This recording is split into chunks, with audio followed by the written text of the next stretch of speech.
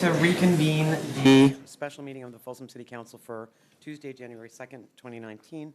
Does the city attorney have anything to report? Any final action? No final action to report, Madam Mayor. Okay, in which case we will adjourn the special meeting and we will convene the regular meeting of the Folsom City Council for Tuesday, January 22nd, 2019. The clerk would call the roll, please. Councilmember Gaylord. Here. Kozlowski. Here. Sheldon. Aquino. Here. And Howell. Here. And if you will join me in the Pledge of Allegiance. I pledge allegiance to the flag of the United States of America and to the republic for which it stands, one nation, under God, indivisible, with liberty and justice for all. And I know we got a revised, or some additional information from item 8A. Do we have any other updates to the agenda? You have no other updates to the agenda. Okay, thank you. Then we will move to business from the floor, and that is the time where we allow the public to speak on matters that are not on the agenda, and you will have 3 minutes to do so. You have two speakers this evening. Your first is Joanne Brosh, and Joanne will be followed by Todd Pfeffer.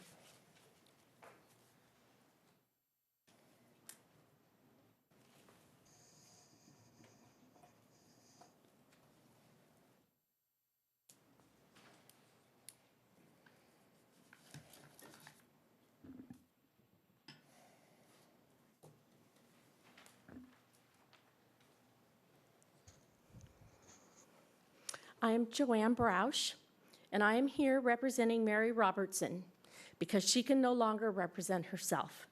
You see, she was struck and killed while crossing the street, as she did many mornings on her way to work at Rayleigh's 410. It was January 10th, 2019.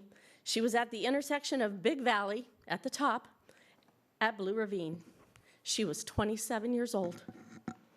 Her mother, Marjorie Winter, is here with me this evening. We are both Folsom residents, as was Mary. Before I state my intended purpose for being here, I would like to thank the first responders, and most especially the Folsom Police Department, for their professionalism.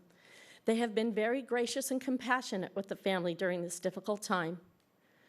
Tragedy has a way of sharpening our vision, of clearing our complacency. In the days since the terrible morning, I have spent time observing traffic at that specific intersection.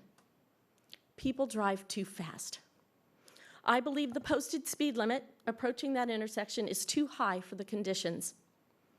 People push the yellow light to the point of it turning red well before their vehicles can clear the intersection. Many locals stated the same two observations to me during conversations we had while standing out there. They specifically indicated to me that when making the left turn from Big Valley onto Blue Ravine, it is wise to count to 10 before starting into your turn to allow for those light runners to clear the intersection. I even observed a city vehicle driving recklessly through this area. It was traveling toward me on the side street, Whitmer. It veered an immediate right onto Big Valley without stopping at the stop sign, and then an immediate left turn onto Blue Ravine, pushing the yellow, and I watched as the light turned red before his trailer cleared the intersection. I immediately called the city manager's office to complain. They put the appropriate department head in touch with me. Traveling southwest on Blue Ravine, you proceed through the intersection at Manso, and then you ascend a hill as you approach Big Valley. You can only see the very top of the signal light as you crest the hill, and this is well before you proceed to the point where you can actually see the crosswalk. Traveling northeast, you complete a sweeping left curve that obscures the Big Valley signal until you are nearly upon it. On Mary's behalf, I am now on a quest. I'm on a mission, if you will, to make our streets safer, reduce speeds, increase enforcement, improve signal technology, and at all of our intersections that require the upgrade, and to specifically enhance signs/warning signals as drivers approach Mary's intersection, the top of Big Valley at Blue Ravine Road. Madam Mayor, I would like you to take these flowers home. I would like you to allow them to remind you of Mary. Yellow was her favorite color, and a rose was her favorite flower. Then I would like you to call me or cause the appropriate staff member to call me to outline for me the following. To whom do I speak? What meetings do I need to attend? How do I achieve my stated objective?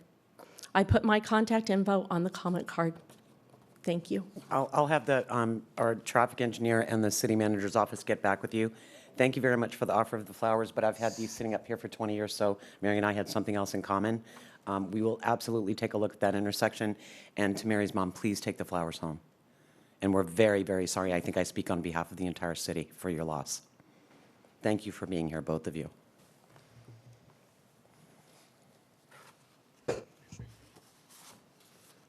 Your next speaker is Todd Pfeffer.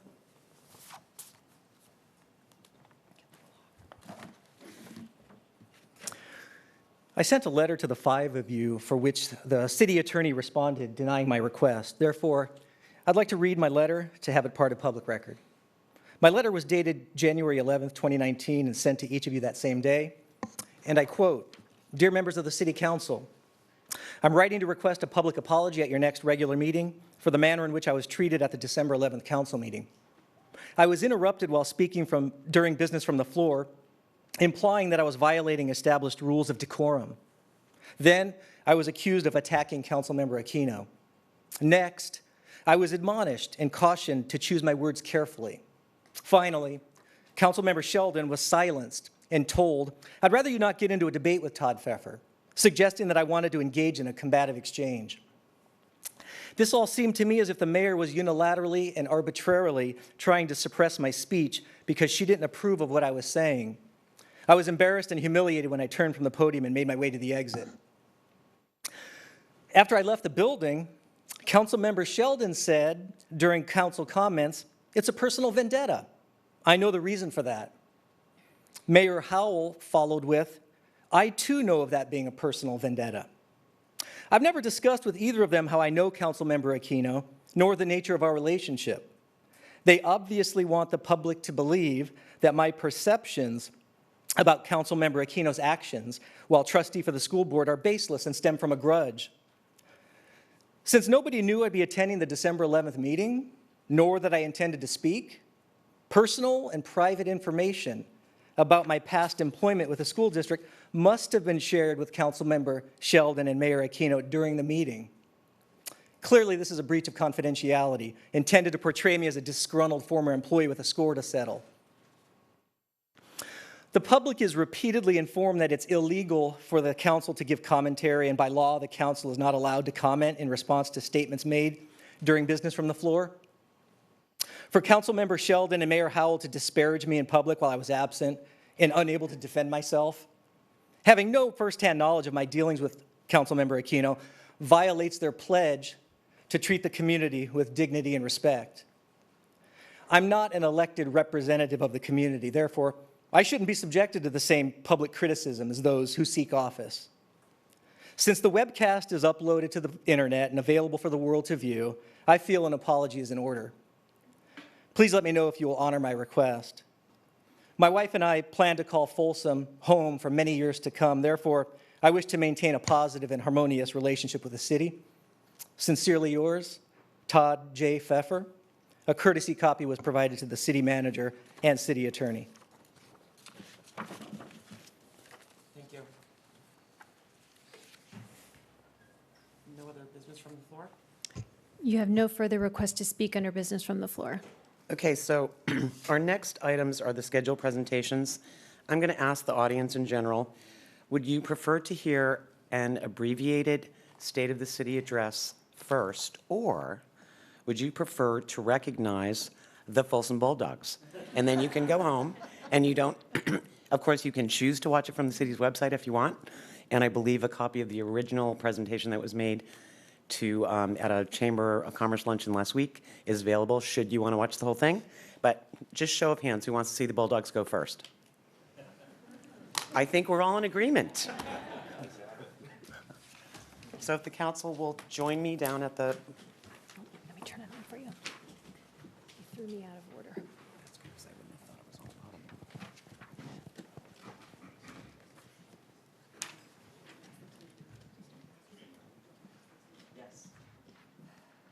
If I could ask members of the Folsom Bulldogs football team to come up, as well as your coaches, and just line up here in front of the podium, would be terrific.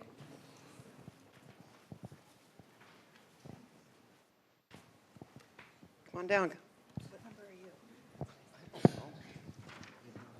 Keep the big guys down there. Okay. Ernie. I won.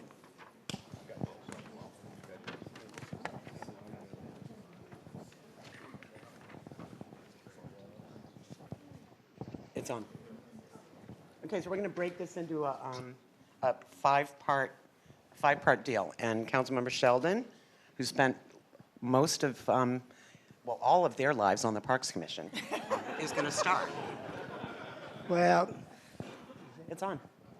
I wasn't, actually, this is nice to do this tonight in this building, because these guys owe me a lot, because I froze my you-know-what and watching them play for 30 years. And they made a mistake because let me go first, because I can say what I want to say. This tie that I'm wearing was given to me by an ex-Folsom high school grad, and supposedly it's the colors of the school, so I'm doing it. But I enjoyed being out there. Me and my friend Jack Baker were one of the oldest guys, some of the oldest guys that walk up them stadium stairs. But, and you guys are a little hard on us older folks. But of course this year you didn't really have any tough games until the state title. And I was at home yelling at the TV, but that's okay. So I've got the first part of this. So it's a resolution combination honoring the Folsom High School Bulldogs varsity football team for their 2018 California Interscholastic Federation State Division I AA Football Championship. Whereas Folsom High varsity football team once again brought home the California Interscholastic Federation CIF State Division I AA Football Championship for 2018, and Up goes to number 2. I am number 2. Congratulations, guys, by the way. Very good. Whereas Folsom High's varsity football team steadily rolled through Sierra football. I don't know if it was steadily. It was it went pretty hard. San Joaquin section and Northern California titles to ultimately emerge victorious with a final season ranking of number 7 in the nation and number 4 in the state. And whereas the championship team was led by outstanding head coach Chris Richardson, who was recently named Sacramento Bee Coach of the Year, and whereas quarterback Caden Bennett and wide receiver Joe Ngata were named All-Americans, Caden was additionally named the Sacramento Bee Most Valuable Player of the Year, and Tyler Hardiman was named the Sacramento Bee Defensive Player of the Year, and whereas 19 players were named to the Sac Bees All-Metro team, while 21 players were named to the Sierra Foothill All-League team, and whereas Coach Richardson and his players were successfully supported by a talented assistant coaching staff that included Sam Cole, Doug Cosby, Bobby Frescus, Chris Perry, Paul Doherty, Brad Qualls, Ty Wilson, Jim Noble, Tim McCandless, Rob Lobese, Justin Peterson, and Jay Reddick, and whereas the players' parents are to be praised and thanked for their support of their student athletes, including countless hours spent cheering from the bleachers in all kinds of weather conditions during practices and games alike. And whereas a special thank you is extended to Folsom High's principal Howard Cadenhead, the school's students, and countless fans in Folsom and beyond for their unwavering support of the team. Now, therefore, I, Carrie M. Howell, Mayor of the City of Folsom, on behalf of the Folsom City Council and the citizens of this community, do hereby congratulate the Folsom High School Bulldogs varsity football team on their CIF Division State Division I AA championship win. Wish the players the best in all of their future endeavors. Extend special thanks and best wishes to Coach Richardson as he moves into his new well-earned role at Sac State, passed and adopted this 22nd day of January 2019. You guys were amazing this year. I'm so proud of each and every one of you.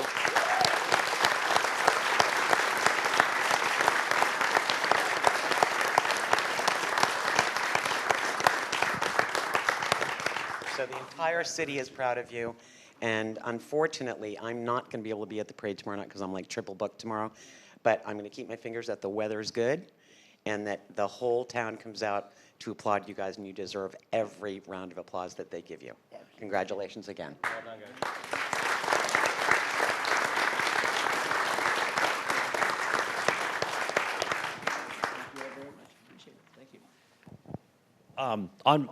I'm Jim Knoll, by the way, and on behalf of Chris Richardson and the players here at Folsom High School, and on behalf of Mr. Cadenhead and Mr. Maroon, who's our district AD, we just like to thank everybody for this. It's a heck of an honor, and it's quite a feat for this team who went 30-1 in the last 2 years and 2 state championships, and so you know, we're very proud to represent Folsom, and we thank you all very much for this recognition. Thank you.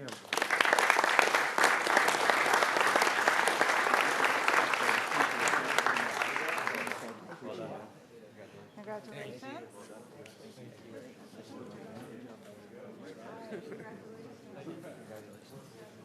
Hey, not much, guys.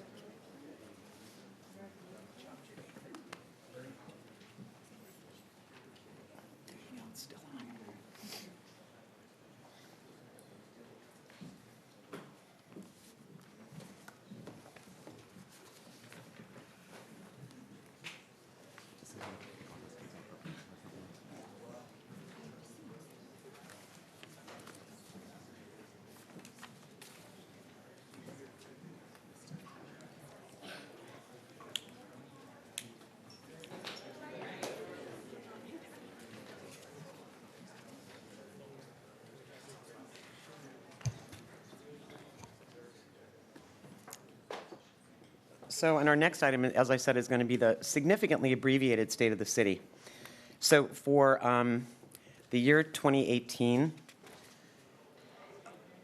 Folsom, this is one of my favorite things of the year. We get to talk about the great things that we did last year and the good things that are coming up this year.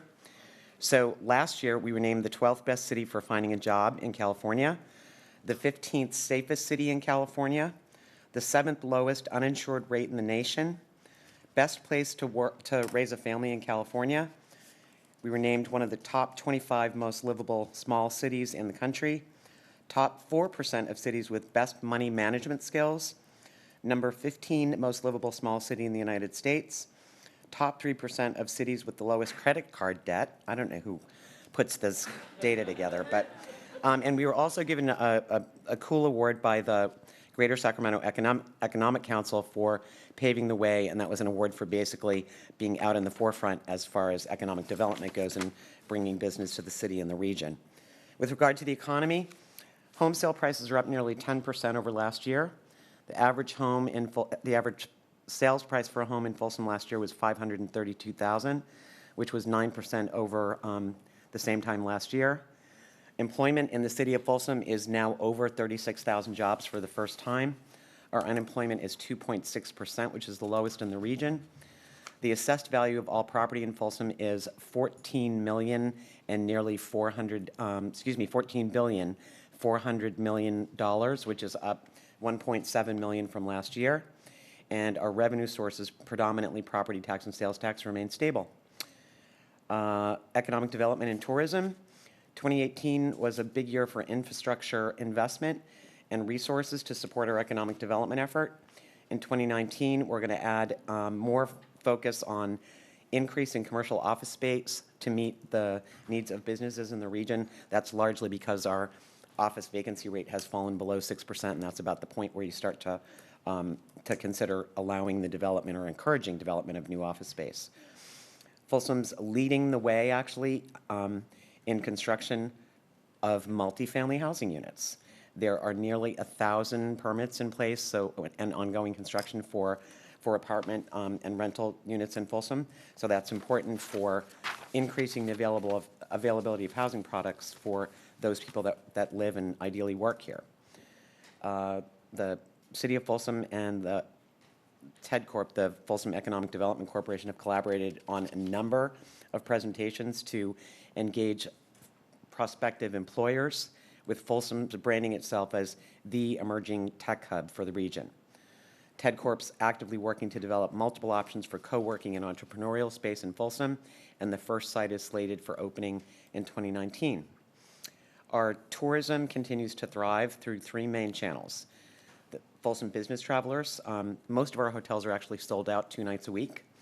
We have, so we have a fair amount of business travels. We have more than 25 large sporting, arts and cultural and major events. And we also participate in regional tourism for those that want to come and stay and go skiing or go on a wine country tour. There's some really good deals at Folsom hotels for doing that. The Tourism Bureau expanded in their identification of significant gaps in our existing space for mid-size events and conferences. So there's options that are currently being evaluated so that we can have more meeting space in town. The results of the Visit Folsom effort over the last fiscal year generated an overall economic impact in total visitor spending in the city of Folsom of about $84 million, and that equates to 190,000 room nights with people that visit, spend their money, and then go home. It's perfect. This year, the city of Folsom will introduce electronic permitting and processing of the city's planning, engineering, building, and code enforcement services. That system is known as Track It. It will be up and running, we believe, this summer, and that is based on our existing GIS information base. Planning for the future, we just last summer adopted the general plan, which moves us into the planning stage through the year 2035. That was a really big deal because the last time the general plan had been updated was in 1988. We have had 130 homes sold in Folsom Ranch, which is south of the freeway. The first resident moved in on November 15th. Escrows closed on 12 homes, and the current population of Folsom Ranch is, anybody know? 30 people. So, however, almost half of those buyers are residents that are staying within the city of Folsom, and the majority of the buyers are from the Sacramento region. So one of my, for those of you that know me, I'm a goofy and geeky engineer. So when people were talking about the fact that 11,000 houses were going to get built overnight and all of a sudden Folsom was going to double in size, based on my preliminary calculations over that 3-month period, with 30 new residents since November, that means our population is growing by leaps and bounds at a rate of about 10 people a month. So at that rate, we will ultimately achieve the 25,000 people that we expect to live in the Folsom Ranch area in 208.3 years. I suspect that that number will probably increase over the course of the next year. So there's a lot of infrastructure that's been put in place. If you haven't been out there lately, I encourage you to take a ride. I hadn't been out there in a while myself and was heading out going toward Jackson. And it's like, wow. One night I went out there and there was actually lights out there and I realized it was the model home. So if you haven't been out there, go out and take a look. Folsom Cordova School District is actually going to start breaking ground for the first elementary school down there this year, with that school opening in 2020. We have completed the annexation of new property on the south side of White Rock Road that someday will house the Corp Yard, which will be moving from its current location down on Lake Natoma. Folsom Police Department, crime statistics. For those of you that keep saying that crime is getting rampant, well, actually it's not. Homicide, robbery, aggravated assaults, burglary, larceny, auto theft, and arson, which are to our men and women in blue Part 1 crimes, those are down 8% from last year. Part 2 crime, which is drugs, DUI, fraud, and shoplifting, is down by 5%. We have a new system where instead of calling 911, you can text to 911. That came out in late October. I know I text as much as the next person, but I'm still trying to figure out why you would text to 911. Unless you're hiding from a criminal or something, I say just call them. But if you want to text them, you can. And that will go directly to Folsom, as opposed to going to somewhere else. The CAPS program, which is the Citizens Assisting Public Safety, are now also riding bicycles along the trail to provide assistance when needed, and they're also equipped with maps, water, and first aid kits. So if you're out using the trails and you see our CAPS volunteers, please say hello. The police department also recently restored a 1950 Ford sedan, which I saw parked in front of the police department today. I'm guessing that's going to be used in the parade for the football team tomorrow night. I assume that's why it was out there. Police department staffing. We have a new police chief, as many of you know. Rick Hillman was a 24-year veteran of the department. He was promoted to the chief, and 2 lieutenants were promoted to commander, 2 sergeants to lieutenant, 3 officers to sergeant and corporal, 2 dispatchers to dispatch supervisor, and a records clerk to senior records clerk. And we have hired 5 recruit officers that will begin their training program in February of this year. If you're interested in additional volunteer activities in the city of Folsom, you can volunteer, with our community emergency response team, that's CERT. And I know we just started a new class for Citizens Assisting Public Safety, which is the CAP program, and that I believe is 12 weeks of training, and we do it once a year. So if anybody's interested in that, and they provide some great services. They check, if you go out of town, they'll pick up your mail, they'll check on your house, they'll even, as I understand it, occasionally water your plants. So it's another service that people may or may not be aware of, but it's a great one, and we are proud that the city offers that. And the other thing that they are big assistance in is National Night Out. Anybody have a watch group in their neighborhood? If you don't, you should think about forming one. And I know we've got a bunch of you tonight that all live in the same neighborhood. That happens on the first Tuesday in August. It's a great opportunity to meet your neighbors. There's probably about 12 or 15 groups that get together every year. They will have lemonade or milkshakes or a barbecue or whatever. And then the folks from police and fire and animal control, all the public safety folks will go from neighborhood to neighborhood and meet all the people. It's a great way to meet your neighbors and to get to know the folks that work in our public safety. Homelessness has had an impact on everyone here. The city is working with our partners here in the city, predominantly with some of the nonprofits and the faith-based groups, to find ways to help those people that are willing to take help from the services that are available. But I just want to remind everybody that the Ninth Circuit Court of Appeals decision makes it illegal for us to, it's not illegal to be homeless, but it does prohibit us from removing people from public property. So keep that in mind when you're, out there and there's somebody perhaps sleeping on a sidewalk or somewhere where you feel that they shouldn't be. There's not a lot we can do about that right now.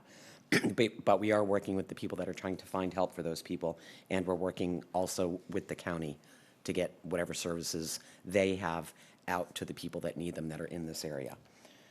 So there's a lot of people working on that. The City of Folsom, Sacramento County, the Faith-Based Community, Twin Lakes Food Bank, Powerhouse Ministries, Sacramento Self-Help Housing, and HEART, which is Homeless Assistance Resource Team of Folsom. With regard to the fire department, we opened Station 39 in Empire Ranch, providing faster response times out in that part of the city. And it's a brand new, gorgeous fire station at Ritchie and Empire Ranch Road. Last year, we started renovations of several of the fire stations, and the next one up on that list is Station 38, which is at the corner of Oak Avenue and Blue Ravine. That's the one that looks like a house. That's going to get upgraded this year. Fire department's also been working on our emergency preparedness, particularly with respect to the wildfires. Last year, we had 58 vegetation fires that occurred within the city limits, and our firefighters were quick to put those out. We'll be updating the city emergency operations plan, community wildfire protection plan, and the fire department service delivery plan during 2019. And we're urging people that live in Folsom to sign up for important notifications and safety alerts.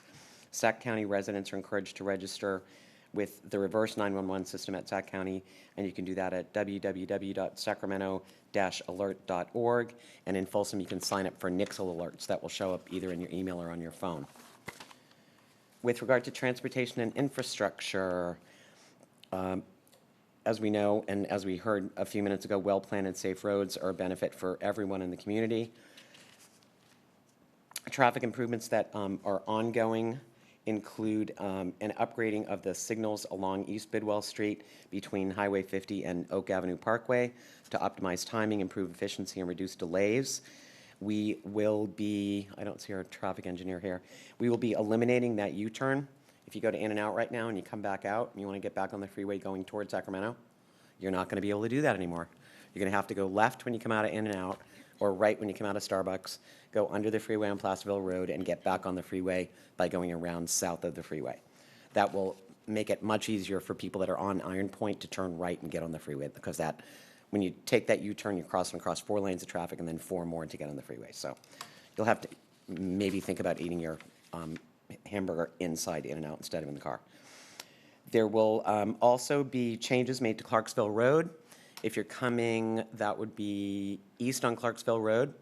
Right now, there's only 1 left turn lane, 1 right turn lane, and then 2 lanes that go straight up toward the college. I don't think I've ever seen anybody go straight across that street. So we're adding a second left turn lane, so because that's the predominant traffic movement. So that should help out quite a bit there. And I think that's happening very soon. We're just waiting for it to stop raining long enough for them to restripe that roadway. And we have opened a new traffic management center at City Hall. So if you see any of those, the cop shows on TV, we have one of those rooms now that has all the cameras. And at the moment, we're monitoring 10 interchanges, and we're going to get that up to 90. So that makes it easier for us to change signal timing or adapt to whatever may be happening based on information that we see on those traffic cams. We're also putting additional intelligent transportation system features along main roads, including Ace Bidwell, Folsom Boulevard, Empire Ranch, and Iron Point. We are working with RT in the short term prior to them actually installing sidings, which will effectively work as double tracking so they can increase the frequency of the light rail operations. All of the signals along Folsom Boulevard are going to be removed and replaced by RT so that they will work together with the rail crossing guards so that you won't be sitting there wondering, why can't I go straight when the train's there and you can't turn? So that's going to be fixed by RT replacing those signals, hopefully within the next 18 months. We have constructed some changes to the traffic at East Bidwell and Coloma at Sutter Middle School, so that if you were now headed, say, from the freeway toward Sutter Middle, if you want to turn left, you need to be in one of the 2 left turn lanes, because if you're in the right lane, you're either going to be going straight into the school or you're going to turn right. And if you turn left, you're either going to get in an accident or get a ticket. So please pay attention, because the predominance of the problems since we made that change has been people that have lived here for a long time, because people are used to be able to turn left from the right lane, and you can't do that anymore. But it's done. It's been done in order to increase safety predominantly of the kids, pedestrian kids at the middle school. We have secured an additional $15 million in funding for the completion of the Folsom portion of the Southeast Connector Road. That's the widening of White Rock. In Folsom, it will go all the way to the El Dorado County line. And we expect that that will probably be under construction, could be as soon as the end of this year. And we are also working on finishing the retrofit of the existing streetlights with LED lights. That we've got 50% of them complete. We expect to have 75% complete by the end of 2019, and that is significant cost savings on our SMUD bill. We've also installed 5 rain gauges and 3 stream gauges throughout the city to monitor storms during rainfall so that we know what the stream flow levels are and allow staff to predict flooding events related to emergency response. We have recently become part of regional transit. That annexation took place at the end of December. That means that RT has taken over the bus system in Folsom, and they will continue to operate the light rail system. All of the services will remain as they were. There may be some route optimization, but all of those employees that used to work for the city of Folsom now work for RT. Everyone's happy. We think that's going to be a really, really good thing for the city in the long run. As you probably know, we've extended the operating hours for light rail so that it now operates until 11 o'clock. And within the next 2 years, we expect that those will be at 15-minute headways instead of the current 30 minutes. And much of that will be paid for by an $85 million grant that RT received from the state. Environmental issues, we've made improvements to the water treatment processes to increase the reliability of our system, and we are in the process of making interties with neighboring water agencies to ensure that we have access to the water supplies that are not coming out of Folsom Lake. We have spent $5.3 million in water and wastewater infrastructure improvements. We've treated 18,000 acre-feet of water last year. Our total water supply is 34,000 acre-feet, so that means that during 2018, we used 53% of our water rights, which is a little bit more than half of the water that we're entitled to. We did chemical testing on 1,400 water quality samples, cleaned and inspected 56 miles of sewer pipe, responded to 7,000 water conservation calls, and completed over 200 repairs on water and sewer piping. For those of you that don't know, if you need help with determining whether or not you have a water leak, where that leak might be, or if you have issues with water conservation, if you call our utilities department, we have folks that can come out and take a look at things and help you with those. So please utilize that service. With regard to parks and trails and parks and rec programs, we recently completed the renovation of the Steve Mcloughs Aquatic Center by replastering of the inside of the pool and repair of the deck. It was filled earlier this month, and swimmers are back in the pool. The most recently completed park is Economy Family Park that was opened later last year. The recreational amenities over there include bocce ball courts, tennis courts, an open play turf area. Half-mile perimeter walking path connects to 2 play areas, covered picnic areas, and provides access to the Parkway Trail system. The park was named to honor both George and Nick Economy and their wives, Marilyn and Ann, for their collective contributions to the Folsom community over the past 50-plus years. Renovations were completed at Mann Park for resodding the baseball field and improvements to the picnic areas. We added pickleball courts to Lemby Park by renovating a tennis court.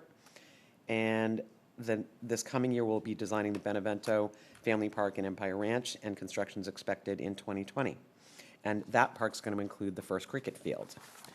We have completed the barnyard experience at the zoo, and that included, I just saw somebody from Elliott Homes walk in, that included the barn that was at Empire Ranch that we thought many years ago was going to get rebuilt, didn't get rebuilt, continued to deteriorate. So what was left of that barn actually went into construction of the barnyard experience at the zoo. It's a 3,400 square foot hands-on learning center and provides a safe, forever home for rescued farm animals, and many of which are pettable. So if you haven't been out there to see the barn, it's really cool, and I encourage you to go visit it. We have over 55 miles of trails. The most recent one is the Johnny Cash Trail.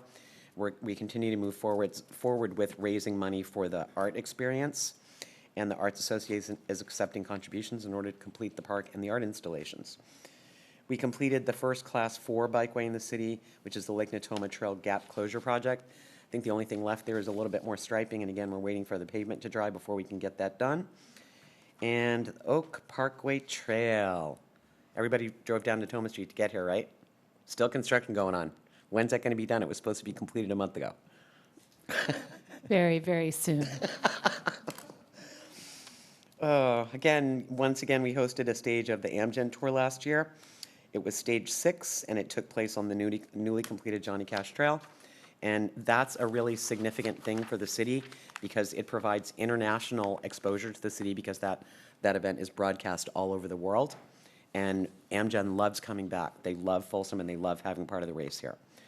Wild Nights and Holiday Lights is the event where the nonprofits in Folsom transform the zoo sanctuary into a winter wonderland with thousands of colored lights, enchanting scenery, and decorations. The event was redesigned this year, and attendance was up significantly. If you've never been to the zoo between Christmas and New Year's, I strongly encourage you to do it. It's super cool, and the animals behave completely differently. For some reason, they're much friendlier at night in the dark than they are during the day. I don't know why, but it's really, really fun thing to do with your friends and family. This was a very surprising thing to me. The library that is the busiest in the region in terms of circulation is the City of Folsom's library. Folsom loves to read. More than 708,000 checkouts of physical items from the Folsom library just this past year. We have access to 21,000 ebooks and audiobooks that were checked out in fiscal year 17-18. And the library is adapted to trends and evolved into a beloved gathering place for the community with new offerings. We have virtual reality and augmented reality is now available at our bi-monthly VR labs and One Expo. We have a new program where we provide My First Library Card to every kindergartner in the city of Folsom. And those are personally delivered by the librarians to each one of the kindergarten classes. And those will be happening again next month. with the librarians out in search of the kindergartners. And thanks to a grant from the state of California, library patrons can submit a request for books that are not currently available in the collection or at the partner libraries in the county, and you can have it sent to you directly from Amazon. You can then choose to either pay for the book and keep it yourself, or you can donate it back to the library or give it to the Friends of the Library to sell. So that's a really cool program. Schools, this is where the city sort of kind of takes credit for stuff that's really not our, in our bailiwick. It's Folsom Cordova Unified School District, but we do partner together with them quite frequently. So Folsom schools are consistently recognized as among the highest achieving in the region and regularly ranks very, very high both in the state and in the nation. You saw the presentation and know how awesome our the Folsom High football team is. Well, Vista Del Lago High School girls cross country team won the Cal League Championship and CIF State Division III title. February 2nd, Folsom High will host the annual Sacramento County Academic Decathlon, and last year Folsom High came in first in the county. The Measure G school bond construction that Councilmember Kozlowski chaired a number of years ago has poured millions of dollars into new and upgraded school facilities. The district recently celebrated the modernization of Carl Sundall School, which replaced its aging portables. There's been significant upgrades at Sutter Middle School that I'm sure you've seen. And later this month, Oak Chan will celebrate the completion of their modernization program with a ribbon cutting tomorrow at 5:30. Folsom Lake College continues to grow and prosper, serving more than 8,750 college students at the main Folsom campus. Degrees and certificates have skyrocketed, and as have hundreds of transfers to four-year universities from Folsom Lake College. The Harris Center, or as I will forever call it, 3 Stages, continues to provide enrichment and vibrant programs through beautiful and state-of-the-art regional arts center. They held 358 events over the 2017-2018 season with a total event attendance of 146,000. That's a big impact on hotels and restaurants and businesses in the community. And I understand that during the month of December, they sold their 1 millionth ticket. City staff, city employees work very, very hard to provide the services, programs, and amenities that are the reason why we all continue to live here. We have a high standard of excellence, and the bar is set very high for every service we provide, from prompt garbage collections to clean water to timely bus service, now in conjunction with RT. And we also have Folsom's newest city manager, Elaine Anderson, at the helm, advancing our business and furthering our success. Volunteerism, that's one of the things that makes Folsom such a great place to live, is because we have so many volunteers and so many people that are willing to volunteer. We're grateful for those hundreds who do that, and they donate their time to the Folsom Zoo Sanctuary, the library, the trail system, the parks, creeks and streams, the CAPS program, the CERT program, the Business and Neighborhood Watch programs, and many, many others. And then our big community service day of the year, last year in September, we had 3,300 volunteers, completed more than 70 service projects throughout the city. For the 5th annual time that we've done this, more than 47,000 meals were collected, which is enough to provide food for Twin Lakes Food Bank for 6 months. And we'll be doing it again this year on Saturday, September 21st. So if you check the city's website in advance, you need to sign up for that ahead of time. And the last thing that I have on this, and are we going to show that video? Do we have it? We weren't planning to show the video tonight, Carrie. Okay. All right. The last thing that I want to talk about tonight is this year is the 100th anniversary of the Rainbow Bridge. We're having the initial birthday party on February 10th, and we're going to have 100 days of events down in the Historic District. And the 100th day will take place on May 4th. The city will close Rainbow Bridge that day to make a day-long community celebration of the bridge. If you want more information on that, you can learn more at www.folsomrainbowbridge.com. And there are special bicentennial pins that you can contact me or the city manager's office, and we'll see if we can get you one. We have a new video that's on the city's website that was put together entirely by Christine Brainerd, our public information person, and her staff. It's a really cool video, and you can get to it by going to the city's website. And what's the name of And it? any of our social media platforms. Yep, okay. this is your city. And the only other thing that I said is that at the beginning of my comments to the chamber, there's no I in team. So this year, the team is T for the city council, E for the awesome city employees, all of the city employees in the city of Folsom, all of you here in the room, and all of the people that were in the room on Thursday. And the M stands for whoever happens to be the luckiest person to be the mayor for any given year, and sort of kind of take credit for stuff that we all work on together. But I thank you all for your attention and hope that was abbreviated enough for you all. And if you have any other questions, you can contact me, you can email the city manager, and thank you for your attention.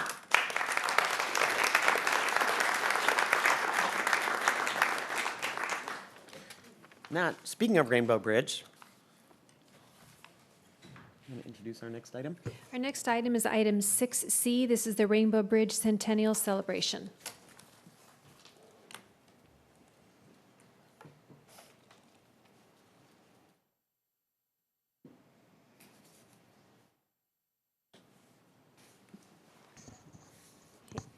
Good evening, Mayor and Council members. My name is Christine Brainerd, and I'm Communications Manager for the City of Folsom.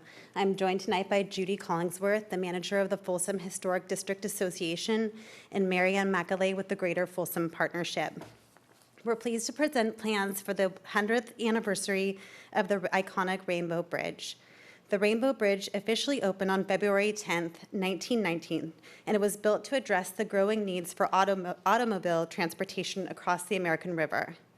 Since then, the bridge is now known for its unique concrete arches, its surrounding natural beauty, and it's one of the unique signature landmarks here in Folsom.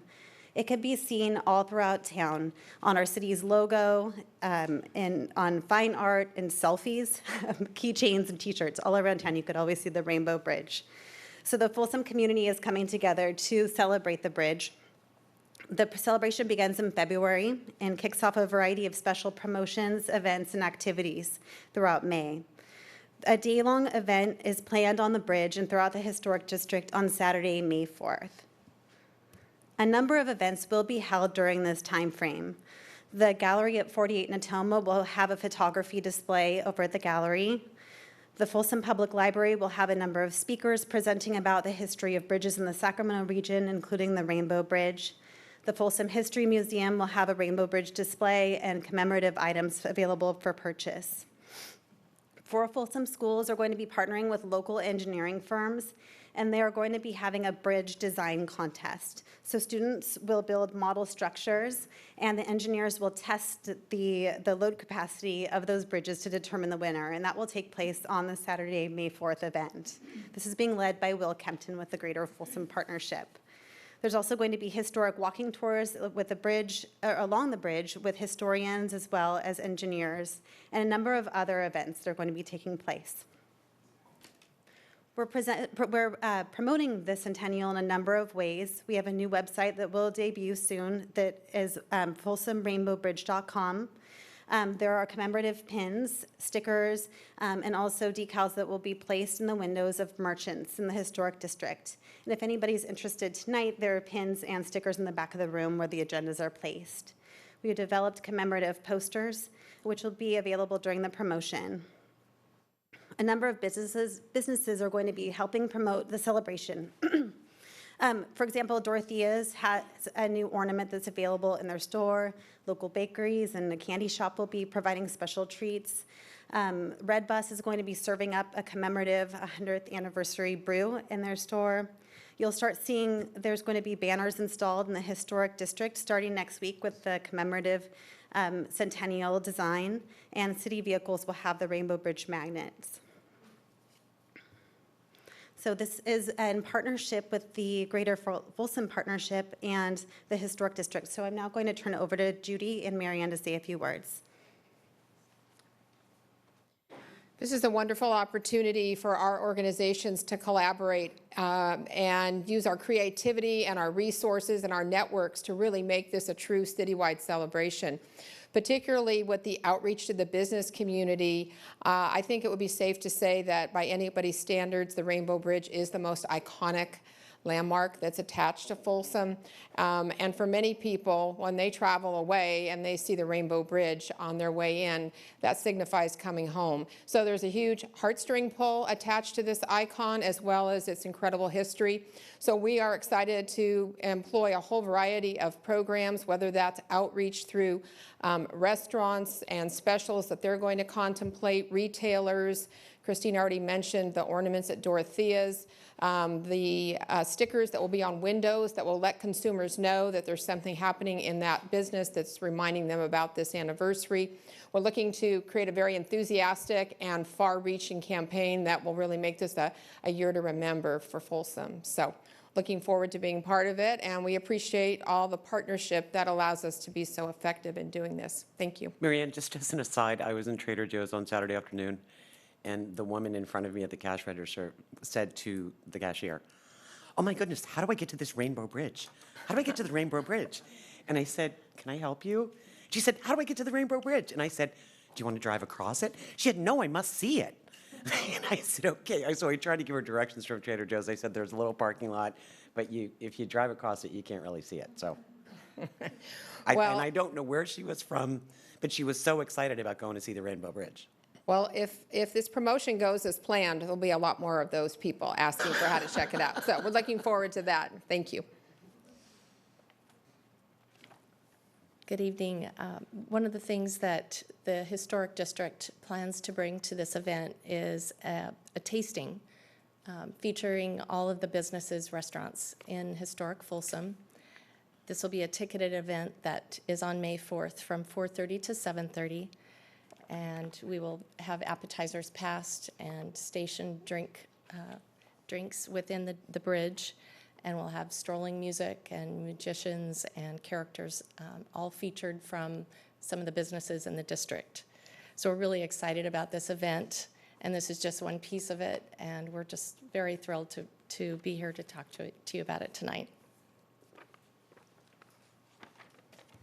Community members are encouraged to stay informed and learn about the different programs and activities planned on the new website, folsomrainbowbridge.com. Save the date for Saturday, May 4th for a day full of activities. And when posting to social media, community members are encouraged to use the hashtag FolsomRainbowBridge100. And that concludes our presentation. Thank you.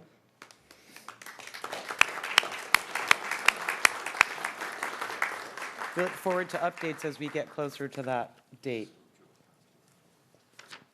And with that, I think we're coming up on the consent calendar. Do you have anybody that would like to pull anything? Do we have a motion? I'll motion. Second.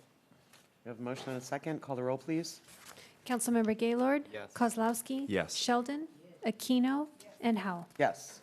With that, we move to new business item 8. Your next item is new business item 8A. This is an item to provide direction to staff regarding proposal for a disc golf course at Nisenan Community Park. Our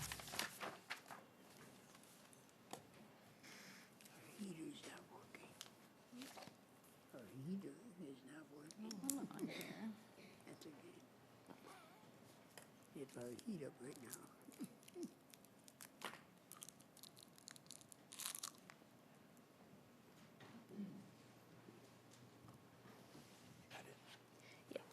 Thank you.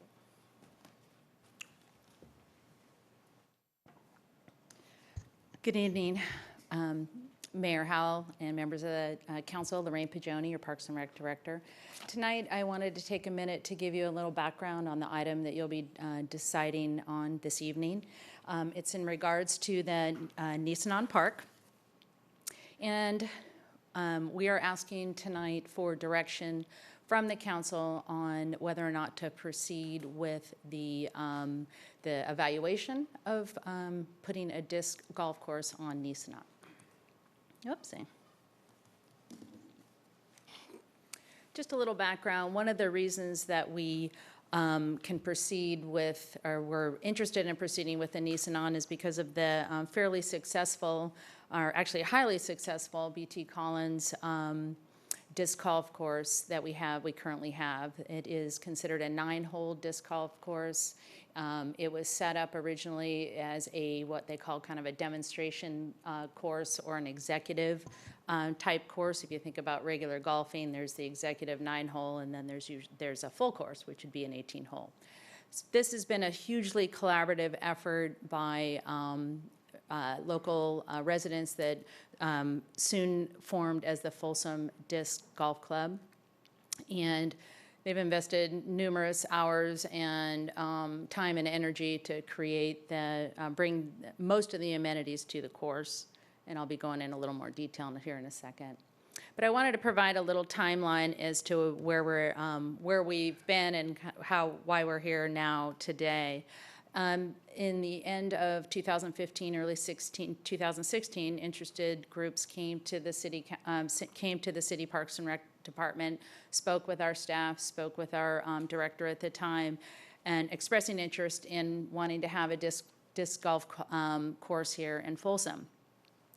So with that, the staff introduced the concept to the Parks and Rec Commission in their February meeting and explained that there is quite a bit of traction and interest and enthusiasm to do something of this sort in Folsom. There was a acknowledgement that probably one of the best areas to locate a course would be Nisenan, given the amount of area that still remains in that park. However, there was an acknowledgement that would certainly require additional evaluation, so environmental work and also a update to the master plan.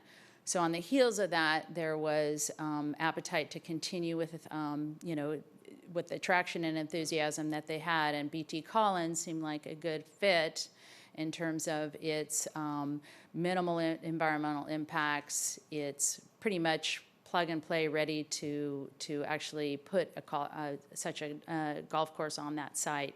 So at that February meeting, the Parks and Rec Commission did recommend to consider the BT Collins course, but also they had recommended an allocation of some funds to actually start the evaluation process for Nisenan.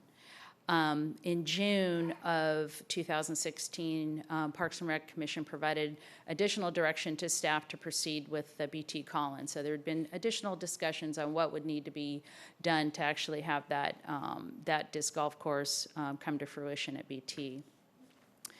They actually received, staff received approval from the commission to actually start the installation of the BT Collins course, and with various conditions. And some of those conditions were monitoring the play out there, getting some records about frequency of play, any type of impacts to residents, any sort of erosion or impacts to the terrain.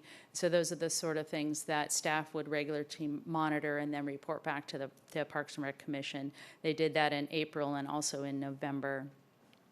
The April was actually still the installation process, and this disc golf course has been really hands-on. They purchased the baskets, they did all the construction for the tee boxes, and so it was collaborative, but heavily rowed by them. And then in 2018, so it was very successful, and staff made a couple presentations to the Parks and Rec Commission. And then in 2018, the Disc Club actually received an outstanding community service commendation at the Parks and Rec Commission meeting. And then later in 2018, they approached the Parks and Rec staff and ready to further kind of pick up where they had left off in terms of that allocation of funds for Nisenan, and wanted to see what would be the next step to do. And they were given direction to at least start looking at Nisenan in terms of the what is the likelihood of even a course fitting out there. That hadn't even been done yet. So some flags were put out there just to start that process. And then in 2018, at our December 4th Parks and Rec Commission meeting, we had concerned residents appear there and also supporters, but it was not an agendized item, so it was basically business from the floor. So what we have learned about BT Collins is it certainly is a growing sport. It's growing in popularity. There were one of the items that we were asked to monitor is, was there any calls for service out to the park, and there hadn't been. There were two complaints that have been resolved, one for parking that there was we think a karate clinic going on, or it could have been the disc golf course folks, but there's been paved parking put at the end of Willow Creek and an Oak, and then another complaint was about some discs in a yard, and then that tee box has since been realigned. The sport does create opportunities for clinics, lessons, expos, and tournaments, so that was another element that the commission asked our staff to monitor. There's since been some new lessons at the sports complex and various expos there, and some tournaments out at Willow Hill. The site conditions have been maintained regularly by the disc golf group. Trash is picked up. They supplement our weed abatement yearly. So it's been a fairly successful collaboration there. We have been looking at the terrain and the conditions out there. There has been some compaction. The tee boxes are now a little bit more formalized and built up, so certainly has been a little compaction there. And there has been an evaluation by our staff that indicated at least one hole, the hole number 3 at that site, that the disc may have been hitting a tree, and so there's been a recommendation to actually correct the location of that tee box. A little bit about the costs and process, just to give you a little perspective. The BT Collins site was, there was very minimal staffing devoted to that, and we knew that going in because of the type of sport it is, and the fact that we were given quite a bit of encouragement from the disc golf group that they would be providing most of the hardware and the brawn for that, and the city provided some parking and a porta potty, which has actually been beneficial to all park users.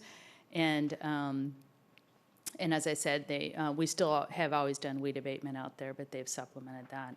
So again, the Nissan site, the allocation of $30,000 was in the city budget in Folsom, in the fiscal year 16-17. And also, just it rolled over to 17-18 and now to 18-19. So that same 30,000's been there for a couple of years. So where we're at now is, if this proposal was considered to move forward, there'd be an enormous amount of public outreach and community meetings for sure. It's that we hadn't even started at that point yet. The red flags were the very first step in the process, just to see if that was even a feasible site. So public outreach, community meetings would still need to happen. Certainly an environmental evaluation would need to be completed, and the master plan would need to be updated. So with that is where we're at. Just looking for a recommendation from the City Council whether or not to proceed with including the disc golf course at Nissan. Lorraine, just for confirmation, is that in fact a photograph of the area? This picture right here? Yes. Yes. Thank you. Have any questions of Lorraine? So I had a couple, if I could. Sure. I was just kind of typing away as you were giving your presentation. Thank you for all that, by the way. What does so the 30,000 is for the EIR. I guess my question. No, it's not. It's for the environmental review, right? The 30,000 was a dollar amount. 20,000 was set aside to probably be the environmental evaluation, which at this point we wouldn't have known exactly what type of document.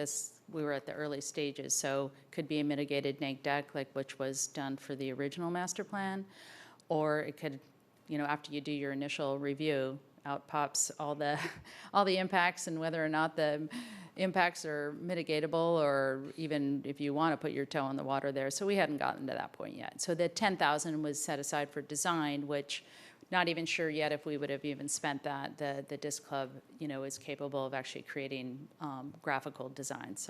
So then the other two I had was I went out to BT 3 times. I played twice, or I played 3 times, but the 2 times I went there, the weeds were really high, and partnered with my horrible disc skills, I lost like 4 discs.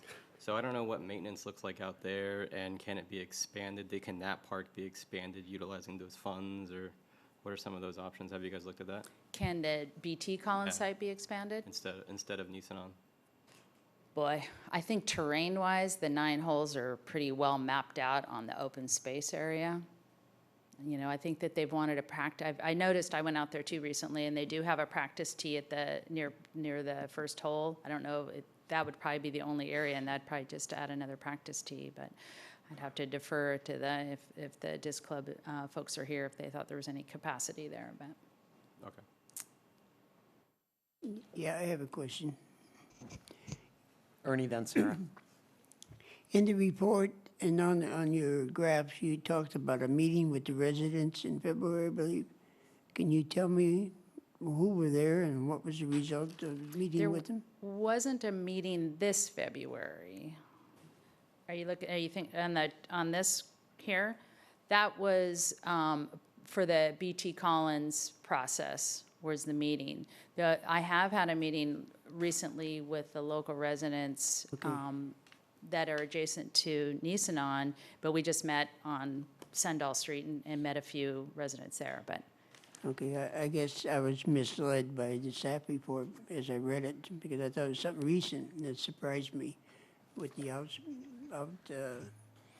outcome that I saw from the people questioning There was what we're definitely doing. really intense meeting process. In fact, for the BT Collins process, in the staff reports, it shows, you know, comment cards and people showed up. But for this process, Mr. Sheldon, we haven't gotten into the public outreach process yet.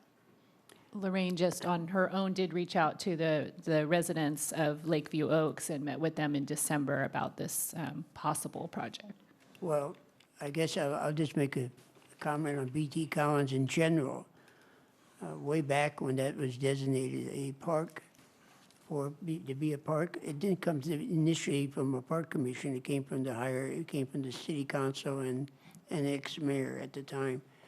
And I guess for many years we've been trying to find something to use BT Collins for, because it's a big hill, and that's about it. We try to get basketball court up there, and we try to get, but it's been unsuccessful. So maybe this is the home for BT Collins. Maybe this is what we need to concentrate on.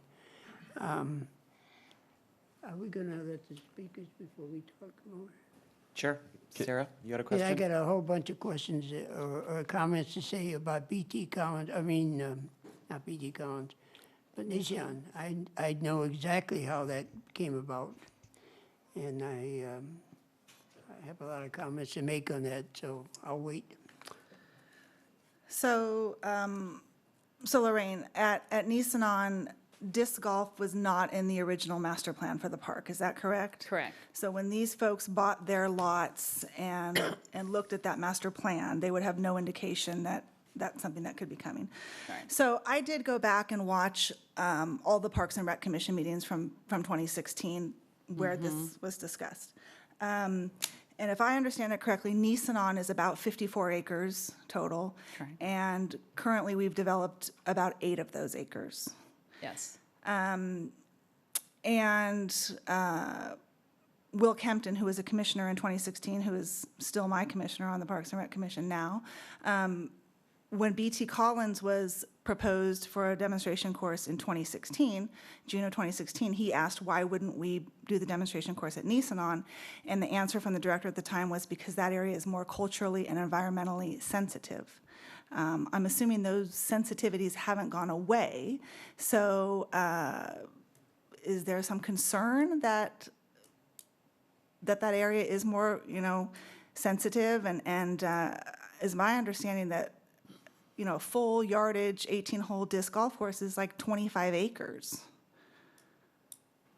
To answer that, we hadn't really gotten into the environmental side to know just how much more sensitive, but we have read the mitigated neg deck for the Nisanon Community Park, and it does mention cultural resources, of which the nature is not publicly disclosed just for the safety of that, but there is a 2.3 acre area on Nisanon right now that is set aside as it says is a protected area, and it's not in where the disc golf course is. It's up at the other side of the park. Well, just a reminder, the disc golf course doesn't exist. Proposed disc golf course. Is 25 acres an accurate estimate for the area needed for a full yardage 18-hole disc Boy, golf course? I don't know that off the top. Okay.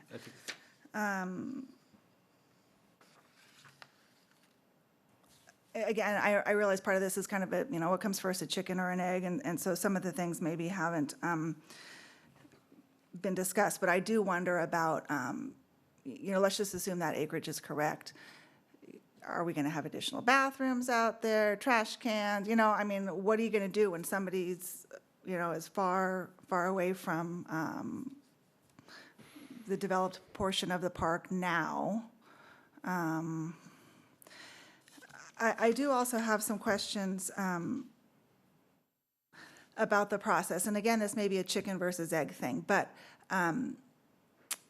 I'm not sure if we missed a step or maybe things kind of went in a different order than they normally would because of the concerns from the residents. But when I watched the February 2016 meeting, there were definite concerns from some commissioners. Mr. Romero, who's sitting in here tonight, had some concerns, as I do, about parking and the adequacy of that. And so what I understood, and based on the motion that was made, was that it was a tentative approval for that $30,000 with the understanding that it would go back to the Parks and Rec Commission for more discussion and more information. And I'm a little bit concerned that maybe we've skipped a step here because I don't want to, do an end run around the Parks and Rec Commission. So have we gone a little bit out of order just because of the... I don't know that for sure. I do know that it ended, it was approved by the city council to put in the budget for 16-17 and 17-18 and 18-19. So it's been in there for 3 years, kind of queued up to go to this stage. And then we had it there in December, although it was business from the floor, so probably getting direction from the commission at that point to bring it back probably wasn't appropriate. But I think staff was of the belief that it was queued up for this step as opposed to going back to the Parks and Recreation. I don't know what extra value, except, in hindsight, there's a couple new commissioners, so then that could kind of set a different tone or a whole new set of lenses, or now we have new residents that have, concerns. So that certainly is valid. But I didn't get any inkling that we were on the wrong track at this point. Okay, and one last question. Like Councilmember Gaylord, I did go walk the course. I've never played disc golf, but I did go walk BT Collins Park today. And it did seem like, they're pretty wide open fairways. There aren't very many obstacles in terms of trees and stuff, but you did mention maybe having to, on hole 3, having to relocate a basket because of it hitting a tree. But isn't the space at Nisenan much more dense in terms of trees and obstacles than what we currently have at BT Collins? There is more trees, and I don't know exactly how many, but how many more in terms of density or quantity. But I know that there was, corridors that were more free than just complete dense trees and obstacles. Again, I'm not sure of what the disc golf folks look for in terms of, either, clearance or challenge, but I'm pretty sure they wouldn't, put a tee box to a basket with 10 different trees in the middle, but I don't know. But it is, I'd say, to answer your question, it probably is a lot more, has more trees there. Okay. The only comment I'm going to make about the $30,000 in the budget is, having sat on the councils that reviewed those budgets, I would say at best that $30,000 was well hidden and never clearly explained that it was for a proposal or the potential for a proposal for a disc golf course in a park that at the time the master planning of the park was being done was very contentious. There was a lot of people that didn't want to see any athletic activities in that park, and it was never explained that it was going to be in a part of the park that had been designated as open space and was never intended to be built on in the first place. Councilmember Kozlowski. I have a question. Okay, there's a lot of people that have requested to speak, so Yeah. if we could just kind of hold our applause. May I just ask one question? Yes, you may. Thank please. you. No applauding for this either. To the city manager and potentially the city attorney, what is the proper process for actually revisiting a park master plan? Because if it was a subdivision or something like that, it's probably something that has a pretty long life before you could entertain modifications. And that the expectation of neighbors who do the research, what should their expectation be with regard to those master plans? Thank you, Councilmember Kozlowski. Madam City Manager, if I may answer that real quick. So the city staff is at your direction. You set a policy and you instruct staff what you would like to achieve and accomplish. So it is entirely up to the council to revisit all or a portion of any master plan. And the staff would be happy to do that through the proper evaluation and presentation and final presentation to the council, if that's what you desire. Having said that, it is entirely within the council's role to provide policy direction to staff as well, without having to go through the commission necessarily. So, for example, for this particular item, you can share your thoughts and then finally, with the mayor's blessing, provide direction to staff as to which direction you want to see this go. You don't necessarily need to kick it back to the commission. You can also, that's a potential option, you can do that if you think that would help further review, refine, and maybe vet the proposal a little better before it can be presented back to the council. But it's entirely up to you. If you don't have any desire to see this go, or any item to go forward any further, you can just say so as well. So follow up to that then, what has been our history of revisiting a master plan for a park once it has been established? It's happened occasionally that I remember if somebody wanted to change, more often than not, it was, this is the sports activity, Ernie, stop me if I'm wrong, but this is the sports activity that's planned for this park, and for whatever reason would rather do something else with the property. Change it from, I don't know, I'm just picking things randomly, from basketball to baseball, which you would never do, so that's why it's not intended to be a realistic example, but. Can I? Yes. I think I'm going to retract my thing of deferring to after the residents talk, and I'm going to give you some history. Thank you. To answer your question, a master plan is just that. A plan is a plan. And as time goes on, it can be, revised, because in the sports world, things come and go. And interest in the community will come and go, and you'll modify a plan. So it can be done. The risk we've had always, and I started my first planning commission, park commission in 1986, was to be sure that the developers of the homes were in G with the park commission. Because it's not uncommon to be sold something that isn't going to happen, or it will never happen. A lot of times you see people will tell you, oh yeah, there's a park there, but don't worry about it, it'll never get done because the city has no money. That might have been prior to 1986, but it wasn't after that, because we made developers give us impact fees so we could build a park for a community that was going to be big, okay? So a plan is a plan, but you don't make a plan change without the proper coordination, and it means that to be friendly with the people that live around a park, you talk to them before you make a change. Okay, that's why I asked the question about the 2016, I guess. I missed it. I thought it was a new one. We don't do things like that, okay? And for communities that surround a park that are high-priced community areas, and where you have to pay a premium for a certain lot that you want, it's very important that you ask the right question in the Park and Rec department, not just at the plant, because the plan could change. Ernie, the only thing I'm going to adjust on that statement is it doesn't matter how much you've paid for your house. If you bought a house or you rented an apartment There's a plan for the adjacent park area. Doesn't matter whether it was the super expensive house or super cheap house.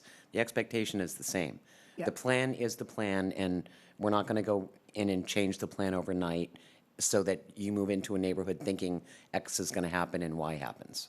Yeah, but I mean, my point, when I was on the commission for 20 years, we always would try to be friendly to the neighbors before we did something. And we'd have a lot of meetings in the neighborhood, okay, and talk to you about.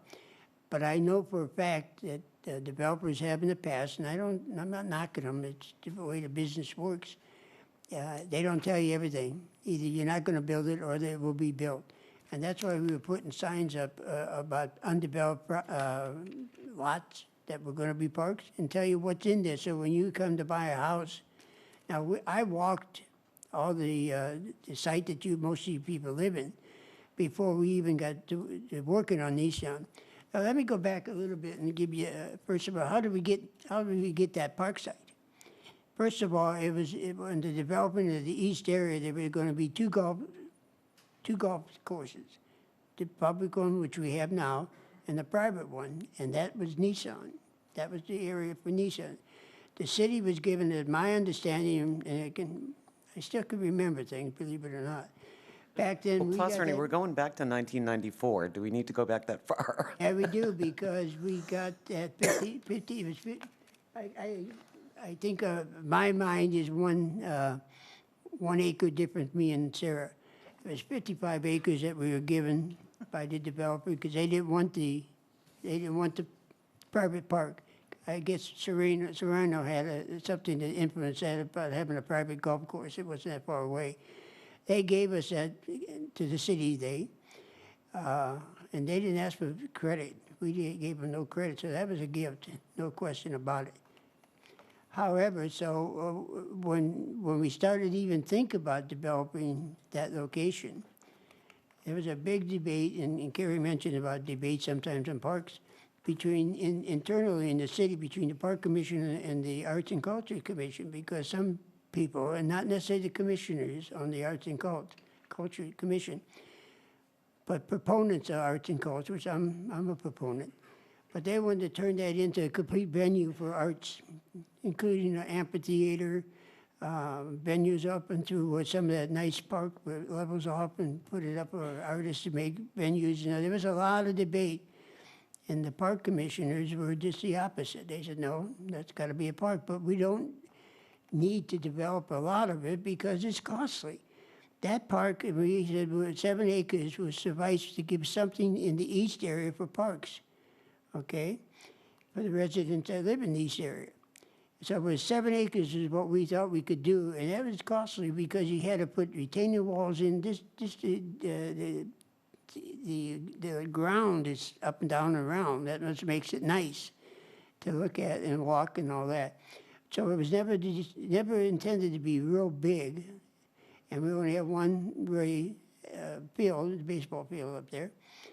So it was, the original purpose was to make it a bats and ball facility, but keep it low and keep the rest of it nature, okay? Let the animals have their rights to it, put in a lot of trails, walk, because that's friendly to most of the neighbors around it. We had a neighborhood right on the left side as you drive in there. That was there before we started construction, okay? They were there.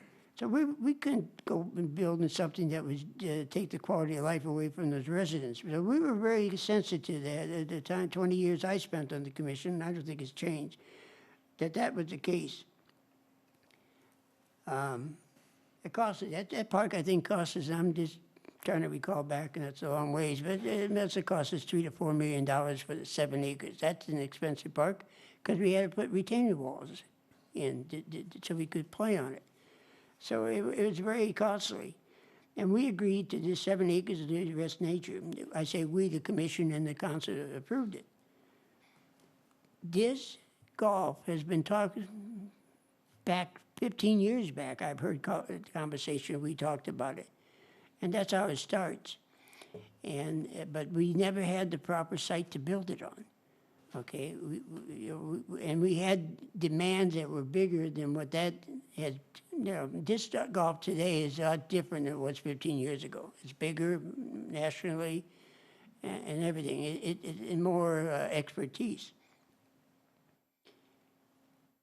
So, and when we wrote the first master plan, sitting in a park employee house on our butts in his living room, writing the master plan, we wanted to provide what was coming, the 70,000, we said, figure we're coming up. Well, how many of this, how many of that? And we took national averages and then said, what's the emphasis in Folsom? At that time, it was real high with soccer and Little League Baseball. Those are the two ones that were high. So we tried to come up with a plan that would accommodate, but we knew we'd change it. And I think we revised the master plan 3 times in the last, since that time in '86 when we wrote it. We talked at one time, if we did get south of 50, which we have acquired, that would be where we would consider a disc golf because of the space required. We were guessing back in that time. We never considered a disc for Nissan. All the 20 years I was on, Nissan never was considered. Plus, I played disc golf a long time ago because I've been around a long time. It wasn't the disc that you threw back in my day. It wasn't what they throw today. It's been revised. It's stronger. It can cause more damage if you get hit. You get hit with a frisbee. No big deal. But if you get hit with this one, it is big. So that's why I say that and speak to that. All sports, you look at helmets on football players. They're much better today than they were way back when, and that's good. But you got to be careful. And a lot of what we've done in this park system is to cover some mitigation by programming. In other words, saying, okay, we're only going to be open this time and this, that. But when you get fields, you can say all you want about saying it's not open to you. And some team from Timbuktu will come by and say, oh, open field, let's do our thing. We don't have resources in the city to control that. Okay, we never will, I'm sure of that. So we never considered Nissan, the Park Commission, the 20 years I sat on it, as being an item. But we did consider someday we have to provide a disc course somewhere. Okay, just like we have a problem providing a cricket field. Those people that play cricket, we always modify one of our, usually a soccer field or a big baseball field, to play cricket on. Someday we're going to have a cricket field, okay? We've been trying to bring in rugby. It's not here, but we know people want it. And if they want it, as a city, we should try to provide it and don't discard anybody's idea for recreation. That's what makes Folsom so special. Ernie, on that note, we have 20 requests to speak. Okay, I'm going to... Okay, if you could... Yeah. Just because we've got a long way to go and a lot of speakers. And when we were getting into questions, I said I better talk now rather than waiting to hear everybody else talk. All I'm saying is that the effort that the DISC people have put into what they've done for BT Collins, we cannot ignore that. So my goal tonight is to get a win-win for both, for the residents that live there and for the people that play the sport. And the proposal I will be having is at 20,000, let's put it to a better use. And I'll let the park commissioners figure out the better use, but in the location. I think when people say, well, we're just studying it, that's what you're talking, you're looking, we have one park planner, now we're going to have 2 in the city. Okay, I commend the group that have been doing all that work. Usually you don't get that, but sometimes that's the only way you get a park started is you get the people that want to play on it to do a lot of work. But, so I think I'm interested to hear the people. I've had a number of emails, and since, I was going to attend the December meeting, but a little fall on my side and some cracked ribs. I wasn't ready to go there 4 days as that happened. So I didn't get to go. I've been told when I first got on the council, stay away from the park commission because you're going to intimidate them. I thought I was helping them, but so I haven't been real involved by going and sitting into meetings, maybe 1 or 2 in 10 years. Okay, in any second, I'm going to intimidate you because I want to let the residents So speak. go ahead, I may have something to say later as to the recommendation of the 30,000. Okay. Roger, you said you had another question? I'm sorry, I'll make it really quick. Lorraine, if I could ask. So Councilwoman, or Vice Mayor Aquino actually brought up a question that I didn't ask, but I was looking at the golf course acreage guide. Do we know, or is it theorized on what specific size this is potentially going to be? So the different tees or average championship, or do we It know would be any- 18 hole. That was the expectation for Nissan. Is that what you're asking? Well, I guess there's 4 different player level skills, and then that determines the acreage needed for whatever size. I don't know if we know that right off the bat. Yeah, I'm looking, Brad Nelson, our park planner, who yeah, we hadn't gotten that far even with the disc club. They may have had something in mind that was a good fit for that based on where they put the flags and kind of what they were thinking might work, but. Because it's a sizable difference from one Okay, but size you're to looking at the internet, and so you've got Lorraine at an unfair advantage. You want to just throw out whatever numbers you pulled up? Oh, I'm not looking. I'm just looking at the acreage guide. There was tons of numbers here, but it goes from 14 acres. That's up an to acreage guide that you found on the internet somewhere? Correct. So tell us the range of acreage. That would be nice. So if it's a gold tee with 1,000 rating and the foliage density it is scattered, and your par 3, you're talking 25 acres. That's at a minimum. If it's a championship, it goes up to 39 acres, but including all of the tees, it's an acre factor of 165 acres. So but it goes all the way down to 60. So it's.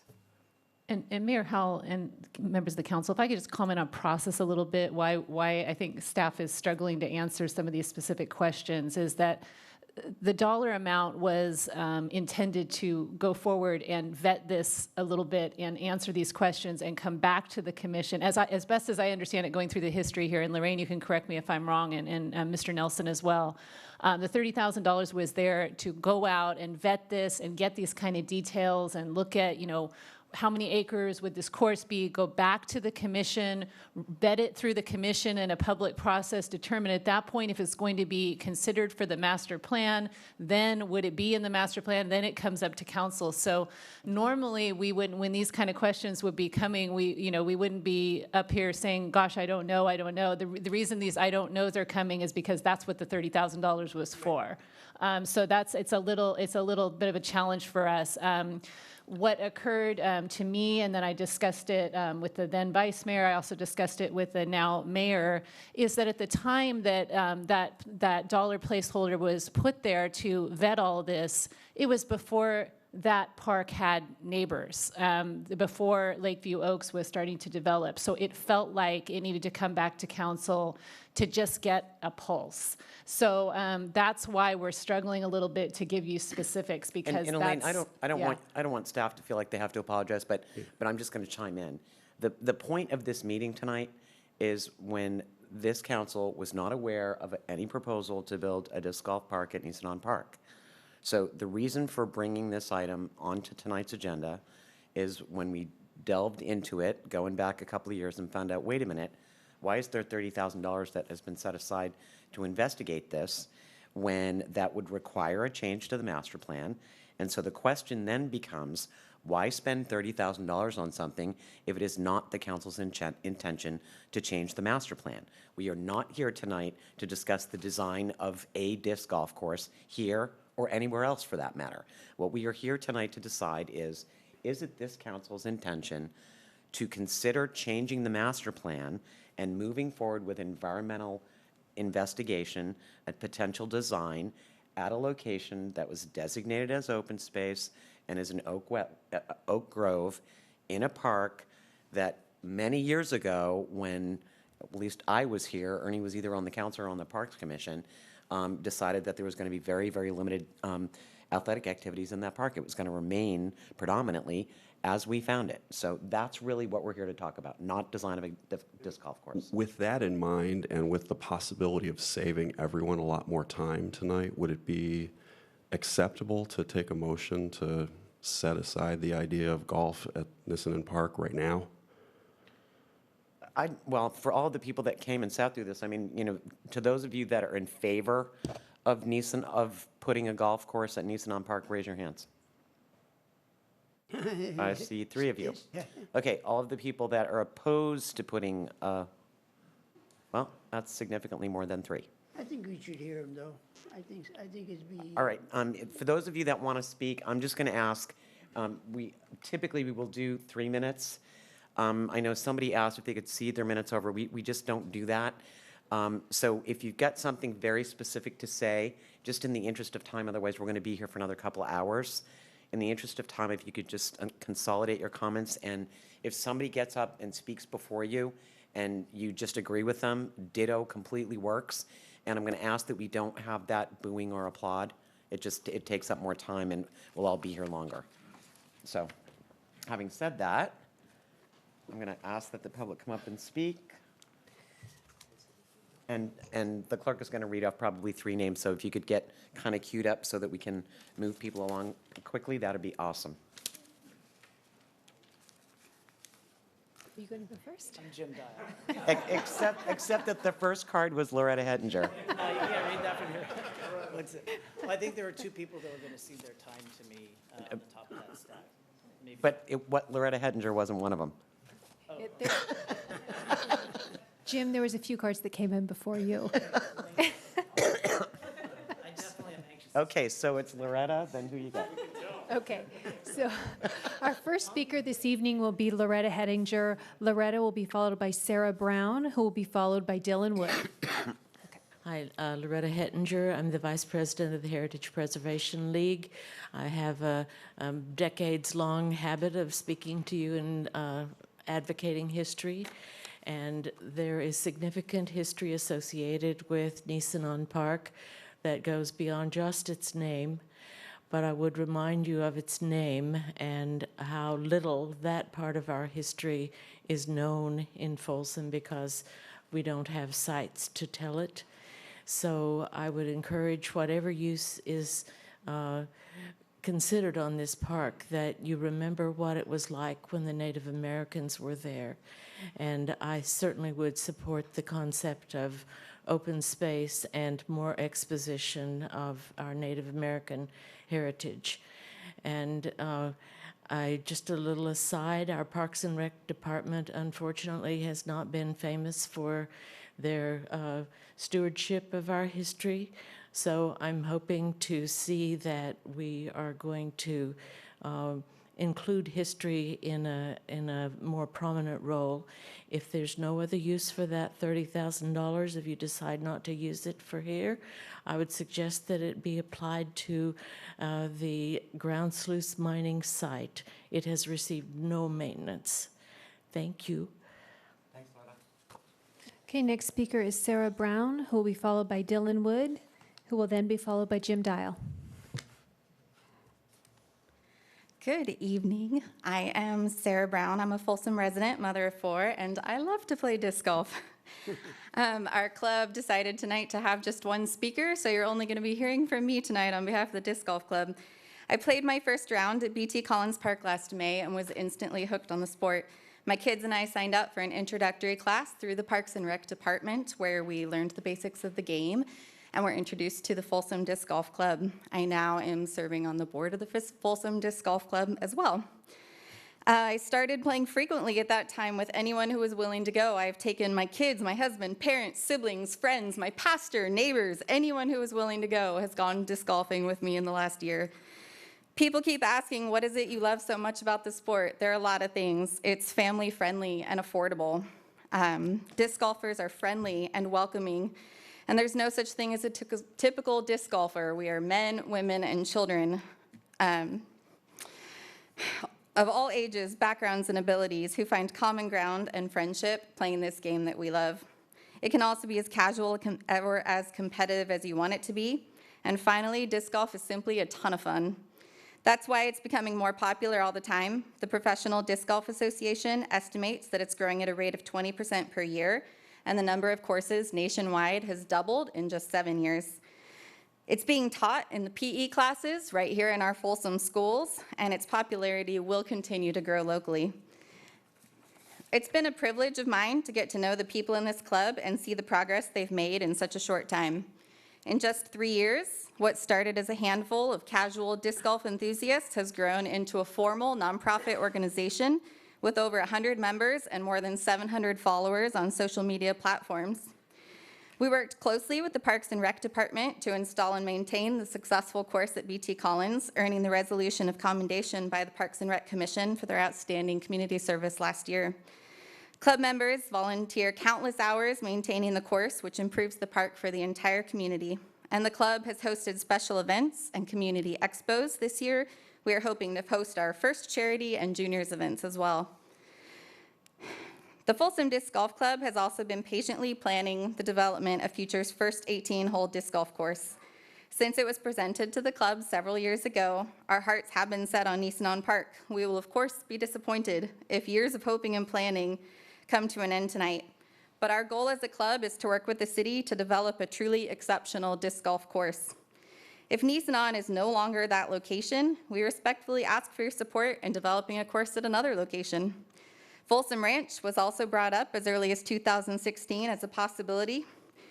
And we want this course to be successful and a great source of pride, not contention for our city. Any endorsement or guidance you can provide as we continue to work to achieve this goal would be greatly appreciated, and we thank you for your time this evening. Thank you. Next speaker is Dylan Wood, who will be followed by Jim Dial, who will be followed by May Tao.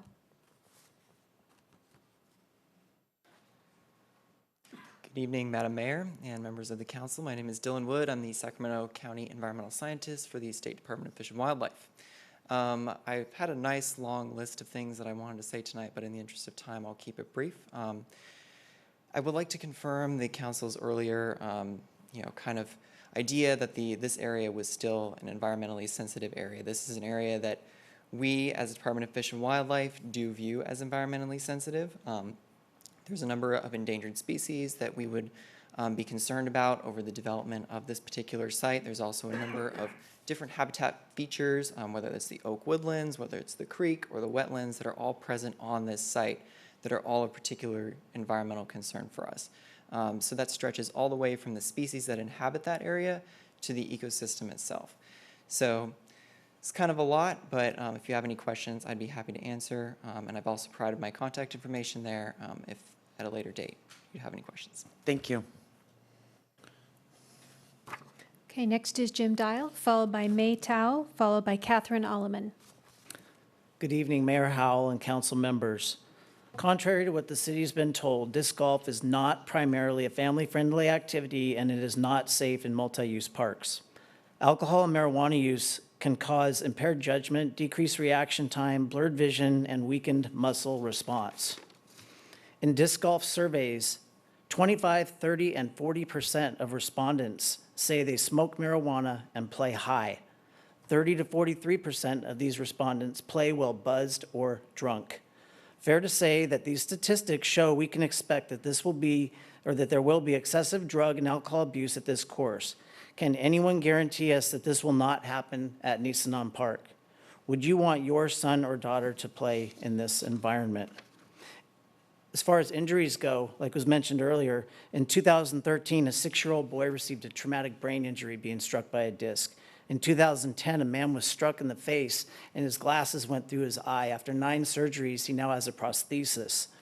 In August 2012, a woman in Manhattan Beach was struck in the head by an errant disc and she's blind now. If that's not enough to upset you, the city of Manhattan Beach ended up paying out a $3 million settlement to that woman who was struck by the disc. As a distraction from the reality, the Folsom Disc Golf Advocates will redirect you to BT Collins as an example that none of this will ever happen at Nisenan Park because BT Collins is such a family-friendly place. Let's take a closer look at BT Collins. BT Collins is a short, as mentioned earlier, wide-open course. A survey in 2018 of 6,000 respondents who are disc golfers asked what type of course they prefer. 97% of respondents prefer a moderate, long, or pro-length wooded course. Short, wide-open courses like BT Collins were the least preferred type, with only 2% choosing to spend their time on these courses. Perhaps this is why we rarely ever see anyone at BT Collins Golf Course if you drive by there. Bottom line, it's hard to claim that Nisenan will be trouble-free based on BT Collins if nobody's ever there in the first place. Shady Oaks Disc Golf Course in Orangeville, however, is a tournament-length wooded course, the top-ranked course in the Sacramento region, exactly what the Folsom Disc Golf Group has stated in their vision for Nisenan Park. To answer the earlier question, yes, they want a championship tournament-grade course out here at Nisenan. Shady Oaks disc golfers will migrate to Nisenan Park. Why wouldn't they? It's free to disc golf. Shady Oaks has objective, fact-based baggage that we highlighted during the December presentation to the Park and Recs Commission. At Shady Oaks alone, there have been multiple indisputable, well-documented examples of drug abuse, alcohol abuse, violence, vandalism, destruction, litter, fire hazards, police activity, gang presence, profanity, noise, and lewd public acts. Disc golf is not safe in multi-use parks. BT Collins is nothing like what disc golf would be at Nisenan Park. Disc golf at Nisenan Park would be Shady Oaks 2.0. You can bet on it. And if I was allowed more time, I would certainly like to respond to some of the comments made by Ms. Pajoni, because I was very offended by some of the things that she said because they were not accurate. Okay, thank you. May I? We're not going to get into a back and forth with staff on that. I will give you the other opportunity at the end of all the comments to come back up and say anything else that you have to say. Is that fair? Thanks for your time. Okay. Yes. Our next speaker is May Tao, who's followed by Katherine Allman, and Katherine will be followed by Kim Hong.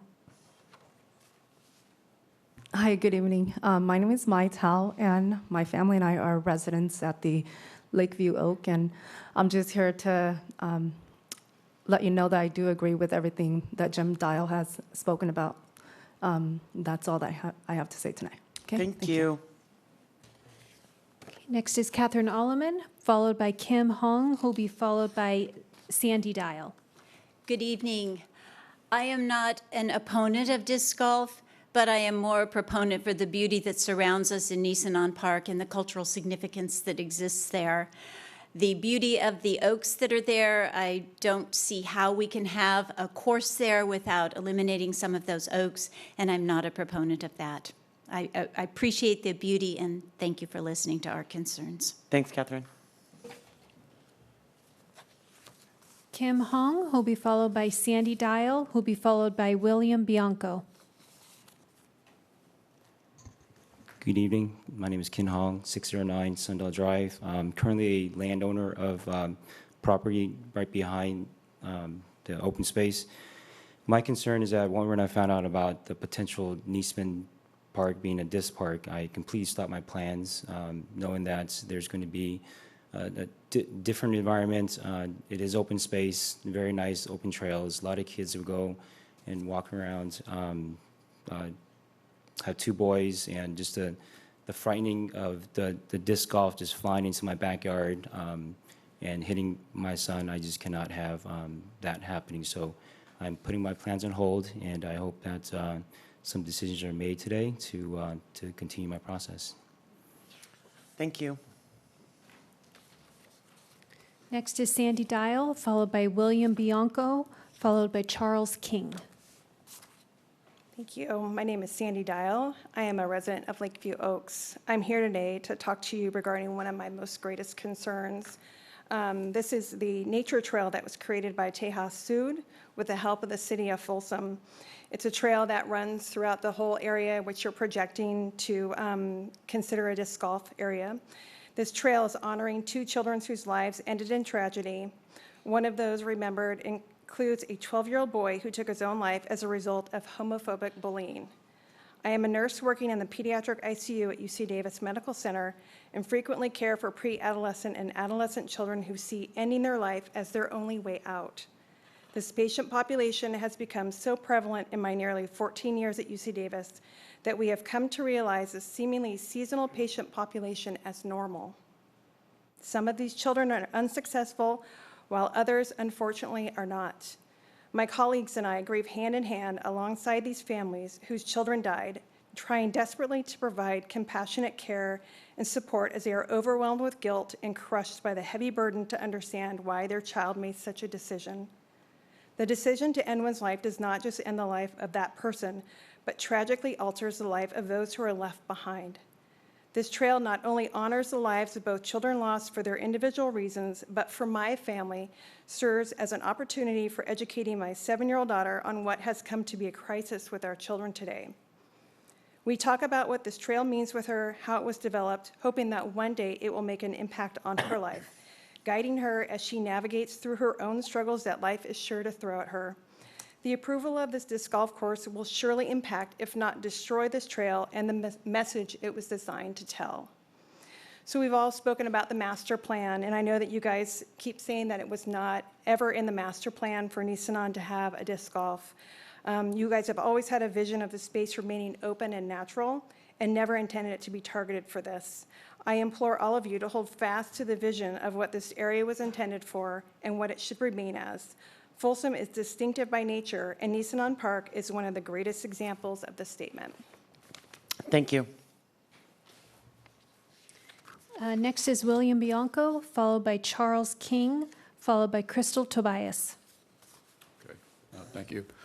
I just have a few comments. A lot of items already been addressed, so I'll just be short. I just have a couple items that in my letter to the council members that I just want to bring to your attention.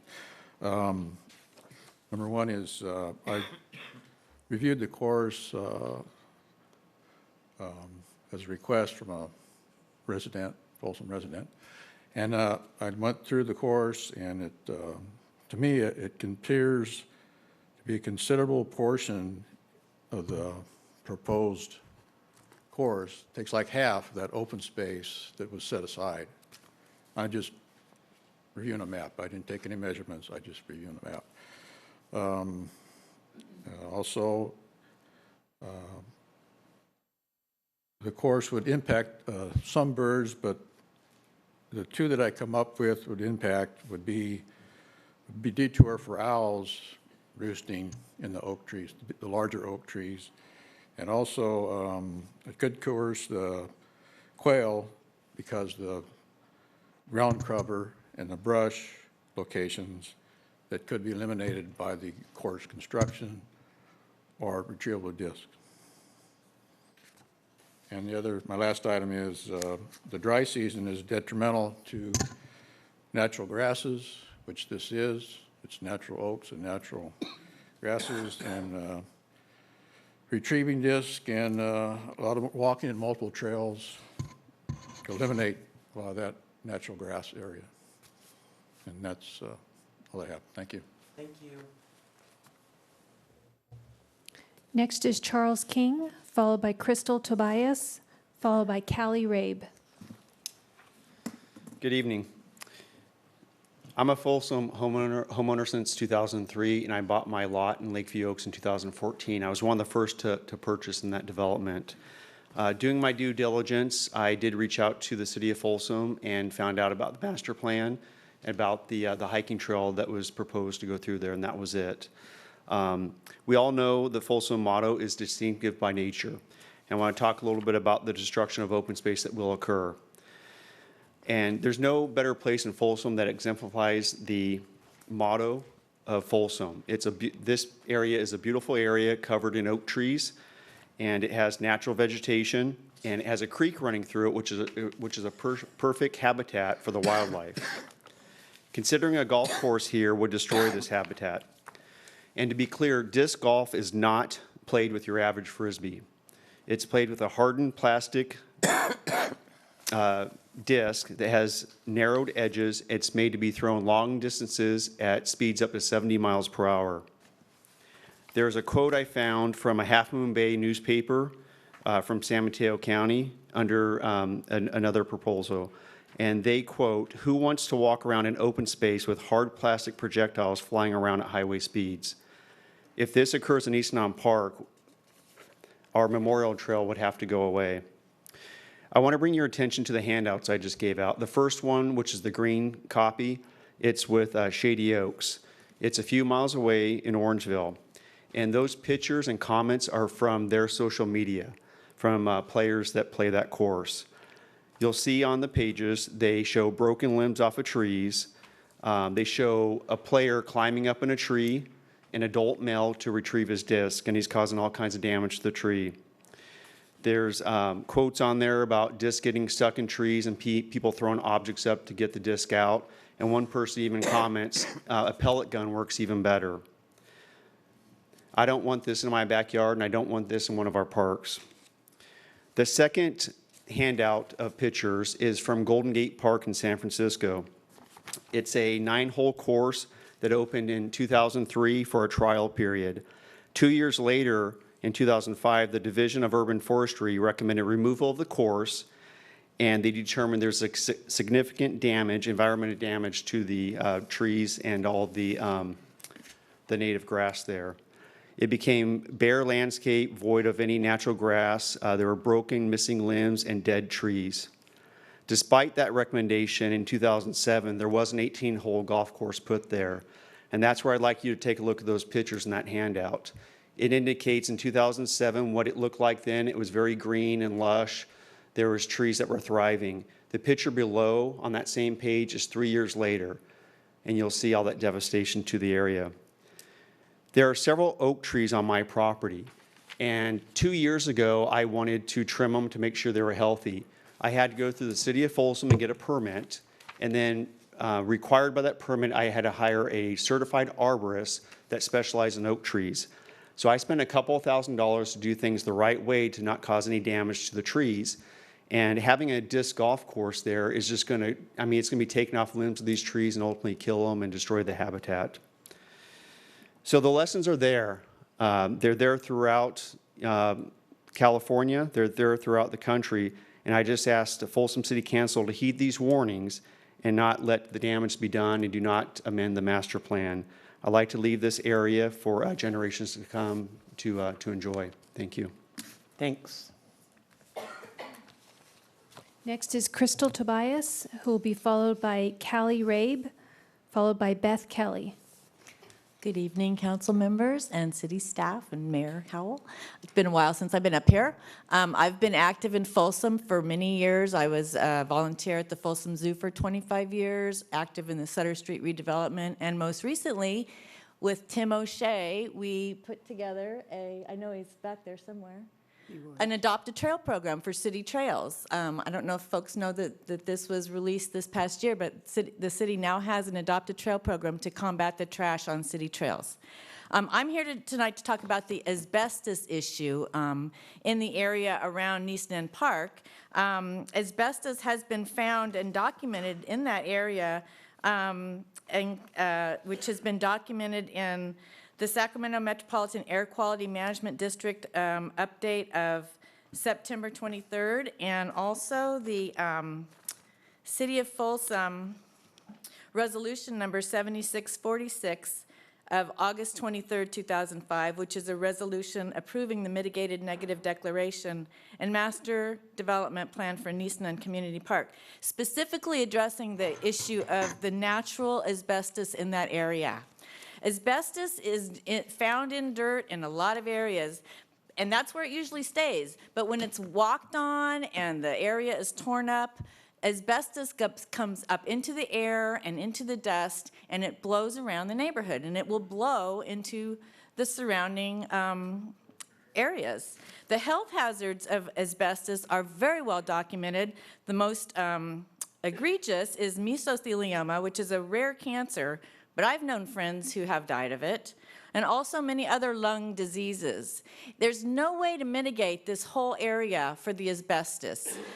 Just in the parkway on trails alone, the city had to cut down into the trails and replace that area with a barrier and then gravel and other materials.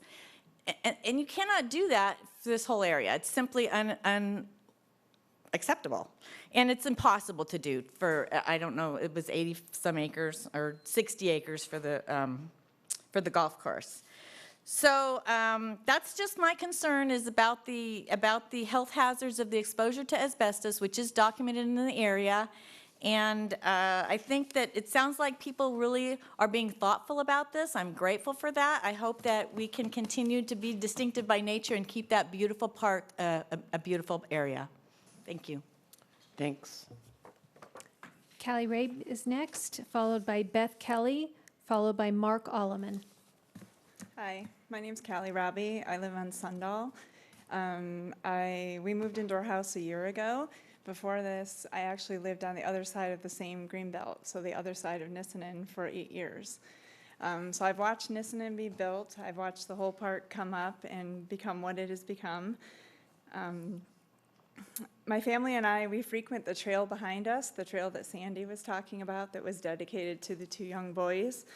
I teach my kids about nature and all the cool stuff we see. We see tons of animals, turkeys and deer, coyotes, squirrels, rabbits, otters. We even have an owl that lives right outside of our house that we've actually seen. I have pictures of him. My kids have named him. Well, I don't know if it's a him or her, but I was going to ask how you knew that. I don't know that part. There are so many things that live and grow back there. Another things that we see a lot of are the snakes. There's lots of snakes where we live. When the warmer months come around, we don't explore quite as much back there. I can't imagine playing disc golf in May or June or any hot month. The snakes are so common that we even see them on our porch or at our front door. They'll sit at our door. I worry that if this plan goes forward, the snakes will have nowhere to go but into our backyards. It's already dangerous enough for our kids, our pets, ourselves. I really don't want them run out into my yard. All of Nissinan is an amazing place to explore. I'm honored to have it in my backyard. It would be a shame to turn this area into anything other than what it is. It seems that the spray pattern of disc golf and the trampling of the grounds will force the animals out and ruin the habitat. Instead, we should make it a more inviting place for everyone to enjoy. If this becomes a disc golf course, there are many people, my family included, that will rarely use this trail again. I brought a couple pictures because I've taken some pictures of the animals that we see just from our yard where this golf course would be. So, Thank you.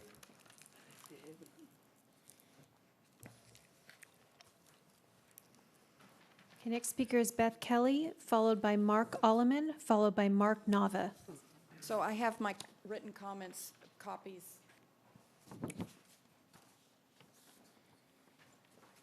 I'm not going to read everything because many comments have already been stated, but there was a couple highlights. Thank you, Beth. Yeah, Beth Kelly. A couple highlights here. I know there's been discussions about the size and the acreages. It looked like there's 46.7 acres dedicated open space, which includes the woodlands and the creek and riparian area. If a golf course is 25 acres, that's pretty much that whole hillside there, that one big chunk. I don't believe that disc golf would be a compatible use and it would usurp the entire area for its own purpose. I also don't agree that it would be exempt under CEQA for the reasons that were stated in the report. They were stated it would be minimal construction and no encroachment into the wetlands and within an existing recreation area. However, it omits the other impacts, which would be to the oak woodlands and the other important resources for conducting CEQA.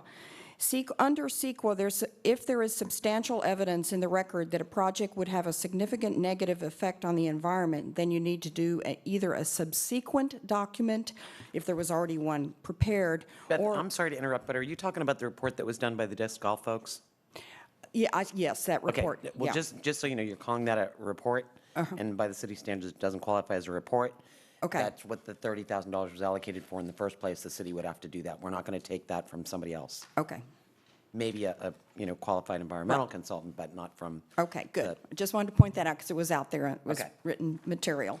Okay. So the other thing is that I just wanted to remind everybody that, under CEQA, there would be a lot of things besides biological and cultural resources, which have been extensively discussed today. But we'd also have to look at aesthetics and damage to scenic resources. And would it be operated at night? Would there be any lights? Would it be open till 11 o'clock? Disc golf loves hazards. That's why they want to build in a woodland area. They want the trees there. They like the tree hazards, so it's sort of counterproductive to trying to conserve trees. You'd have to study air quality. We've talked about a lot of biology resources, cultural resources, Geology and soils, hazards, been many of those mentioned. Hydrology and water quality, drainage, increased runoff, land use planning, that gets into the master plan, noise, hours of operation, public services, utilities, recreation, trash, restrooms, parking, traffic increase in traffic. So lots of things to study in the process. Thank you. Thanks, Beth. Okay, next is Mark Allman, followed by Mark Neva, followed by Kim Neva. Good evening, Council. I just want to tag on what everybody else has said, but I also have the concerns about the restrooms. We only have a small restroom there and a portable potty. The parking for the baseball games, it backs all the way up the street to golf links. So we have those concerns. And also, of course, the proximity of students commingling with people from out of the area that are mostly adults and would be not a good thing for our students. So that's all I want to bring up tonight. Thanks, Mark. Thank you.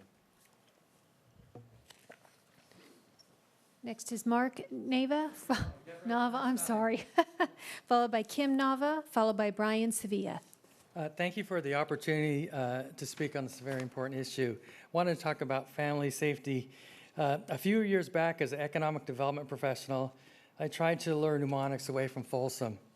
However, I was unsuccessful, and they located permanently in Folsom. However, there was a silver lining. I was so impressed with the city of Folsom.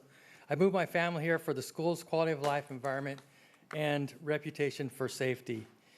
When I recently learned the proposed golf course was just a few feet from my backyard, if you take a look at those pictures, that's what it's going to look like. They're practically in your face. You know, you have small kids out there, it just hits them. It's just a horrible situation. So I think that picture sort of puts a face on what everybody was talking about in terms of safety. As mentioned before, these discs travel high rate of speed and have led to injuries and lawsuits. The large tournaments, the number of people outside of Folsom residents that come create a lot of other issues. I'll skip everything else because I think everybody else did a great job of saying that. So in closing, I strongly urge you to cancel this project. Thank you. Thank you. Okay, Kim Nava, followed by Brian Sevilla, followed by Clark Whitten. Hello, Mayor Howell, Vice Mayor Aquino, and Council Members Sheldon, Gaylord, and Kozlowski. Thanks so much for listening to our concerns about this. I'm a mother of two. I live in Lakeview Oaks, and I'm at Nisenan every weekend. I walk my dog there. I also allow my daughter to go there with her friends. I don't have any qualms about them going and visiting the park, and I've never felt unsafe whenever I've gone to the park. It's a lovely place to be. Now, when Jim Dial made some very good points, and he's made those points to our neighborhood. I also looked at the Facebook page for Shady Oaks Disc Golf Course, and on September 13th, a group of 5 women that were playing through were harassed and yelled at by one of the players that was there in front of their children. When you hear about things like that, it just it makes me very concerned for my children. And so my question is, why would we even invite that element into our lovely park if there's even a chance of something like that happens? So this is a wonderful place to raise a family, as Mayor Howell made the point earlier. We already know it, and I hope that this proposed disc golf course does not go through. Thank you. Thank you. Okay, next is Brian Sevilla, followed by Clark Whitten, followed by Jim McMahon.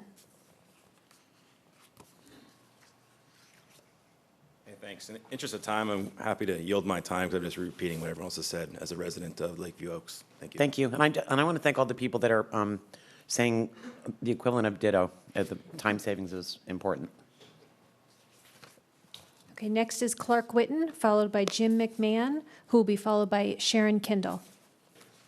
Good evening, Mayor Howell and council members. I'm Clark Whitten at 601 Sundahl, well, in about 6 months, as my wife and I are currently building our dream house that we saved and scrimped for many years to buy the lot, and now are building our house. So I had an awesome speech written, but in the interest of time, I'm going to skip to... I'm sure it was the best speech in the history of speeches. My 9-year-old was very convinced.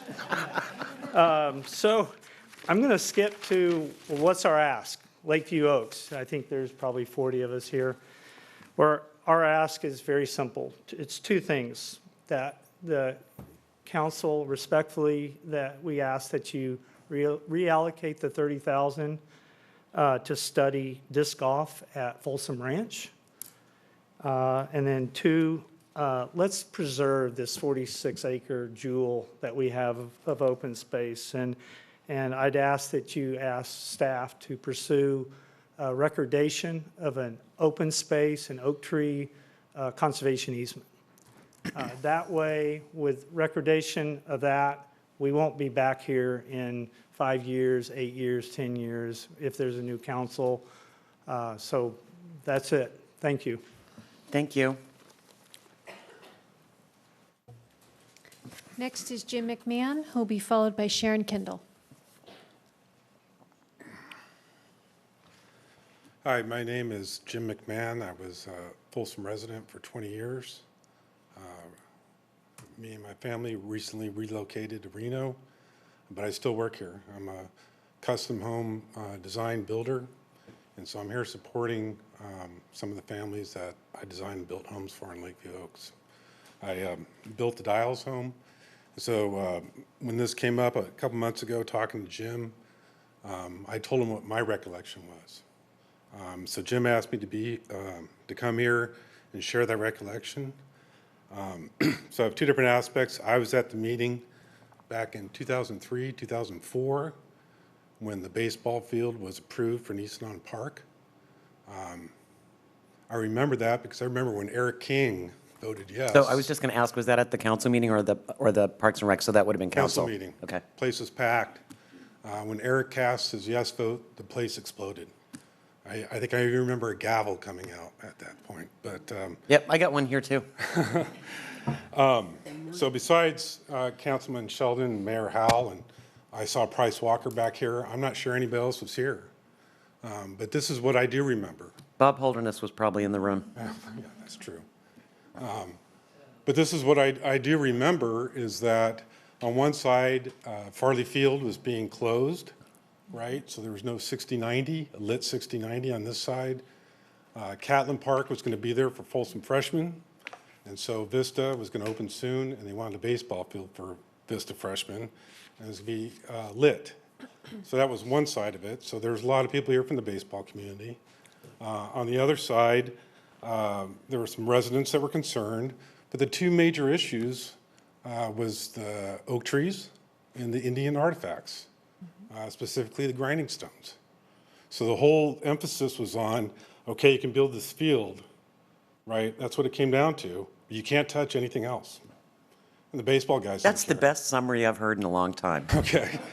So I think I was right. I hope there's minutes that support that. But I think that's what it was about. So I told Jim that story. I thought it was interesting they were doing it now. Now, on the other hand, as a builder, anybody who I've designed and built a home for know that I'm big on oak trees. I think they add a lot architecturally. I encourage my clients to design a house around the oak trees. Unfortunately, the tree ordinance in this town doesn't encourage that. It's less expensive to take oak trees out. If you're in the footprint, it's $100 to take it out. So I know designers that design houses to get that tree in the footprint, okay? Since my clients get stuck with oak trees because I designed their house, I'm very familiar with the oak ordinance. We have the orange fences with the signs on. And I can remember about 3 or 4 years ago getting a call from Ken Menzer, rest his soul, who, if anybody knew Ken, he knew more about oak trees and loved trees than any person I ever knew. And he said, Jim, I just went by one of your Most sites. people regretted asking the question because they got a much more detailed answer than they wanted. Okay. But Ken said, hey, Jim, you got a bunch of workers sitting underneath the tree eating lunch. I mean, big deal, Ken. I mean, come on. He says, well, it's right on your signs. They can't do that. I'm like, you're kidding me. He says, no, I can guarantee you, Jim, if you allow them to do that throughout the construction of your house, they're going to compact that dirt just by doing that, and those trees are going to be in trouble. And I saw right on the report the compaction at the tee boxes was a concern. So I was a little confused where they go, and then here's are the signs that we have to put 25 feet on top of it. This is why the city of Folsom makes us do this. It says, attention, tree protection zone. Do not disturb this area without specific authorization from the Folsom City Arborist. With this fenced area, there shall be no storage of material, grubbing, excavation, dumping of chemicals, obviously, attaching anything to trees, boring, trenching, animals, people, grade changes, pruning, or any activities that may damage these protected trees. Failure to protect trees will result in an immediate stop work notice and may result in misdemeanor charges and fines up to $10,000 per violation of the Folsom Municipal Code 12.16. Thank you. Thank you. Our next speaker is Sharon Kendall.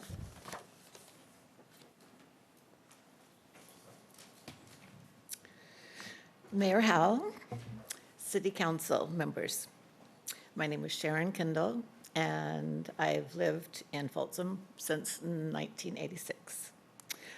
For the last 4 years, I've been speaking on protecting the trees in Folsom.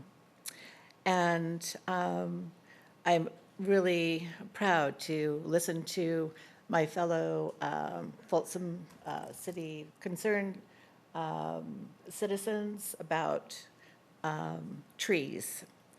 The Sacramento Tree Foundation reports significant damage to the trees in disc golf courses, for example, in Rockland. So I think it would be a great idea to explore that. And I think that trees are the foundation of nature, and we need to protect them. Thank you. Thank you. No further requests to speak. Jim Dell, did you have anything else that you wanted to say? And if you could keep it to like a minute and a half, that'd be great. Thanks. You know, I just wanted to set the record straight that when I said I was offended, I felt like the presentation was very one-sided. Pro disc golf, why disc golf should go in. And I think that the purpose of that presentation was to give the council a history of what's happened until this point. None of our comments were brought up in there, none of our objections, only the fact that we had objected to it. So I found that to be offensive. And then as far as reaching out to anybody, the comment was made that we were reached out to meet on Sundahl Drive with Ms. Pajoni. No, that's not true. We reached out and requested the meeting.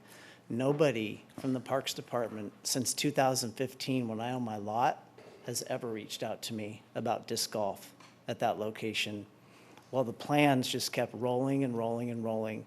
And one more last point, as far as an inaccuracy in that report, and you can go back and watch their videos, residents nearby BT Collins were not informed of that course going in until June 22nd, I think they had the meeting. The disc golf course decision was made on the 6th, and they said, oh, wait a minute, we need to talk to the residents nearby. So they gathered these residents in the middle of the summer when people were probably on vacation on super short notice, and then had their quick meeting, came back and made a vote on July 5th. Who's around on July 5th to object? I'm glad we had the opportunity tonight to express our objections. I know it was long and you had to listen to a lot, but thank you all of you for listening to our concerns. This is our backyard. Thanks. No, and I just want you guys to understand that part of the reason why it's on the agenda tonight, and in defense of the Parks and Rec staff, Lorraine was just trying to get us up to speed how we got there. Lorraine was not the director of the Parks Department at the time that any of this happened. And it was a big help for those of you that did reach out and send emails to the council members, because that prompted us to talk to the city manager and ask, how did we get to this point? With regard to BT Collins and the 9-hole course that's over there, I just want you guys to understand, and this is not likely going to change my mind, but just as a point of fact, I have never had a complaint from anybody about the BT Collins Park. And with regard to who was home when that happened, one of the lots that backs up to that property is owned now and has been during that time period by our former city attorney. So, and the lot, the house next door was owned by past chair of the of the Planning Commission.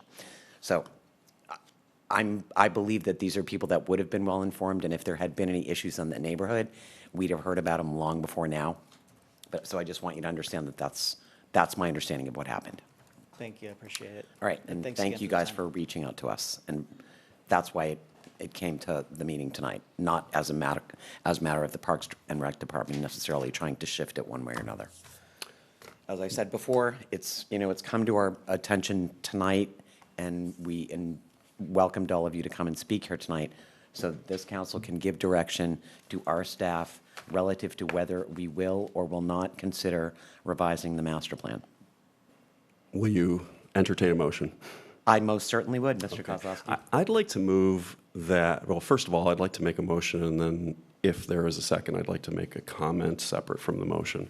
I'd like to move that we set aside effectively in perpetuity the oak woodland in Nissinan Park and not approve now or in the future any intensive uses that would infringe on its natural characteristics. Okay, I'm just going to ask the city attorney, perhaps for a clarification, because I think the item on the agenda tonight is, are we considering modifying the master plan or not?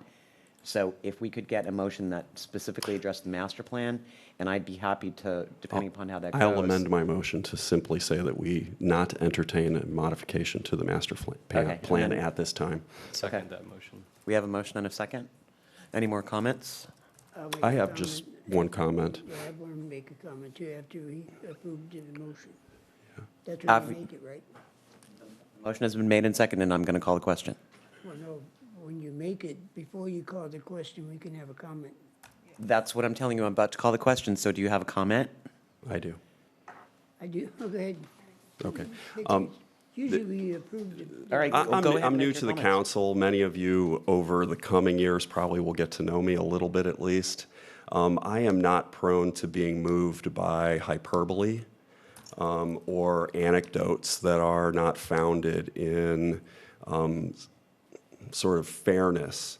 And we have some people in the audience who are our neighbors, who are passionate about disc golf, have put a lot of time and effort into developing the course at BT Collins.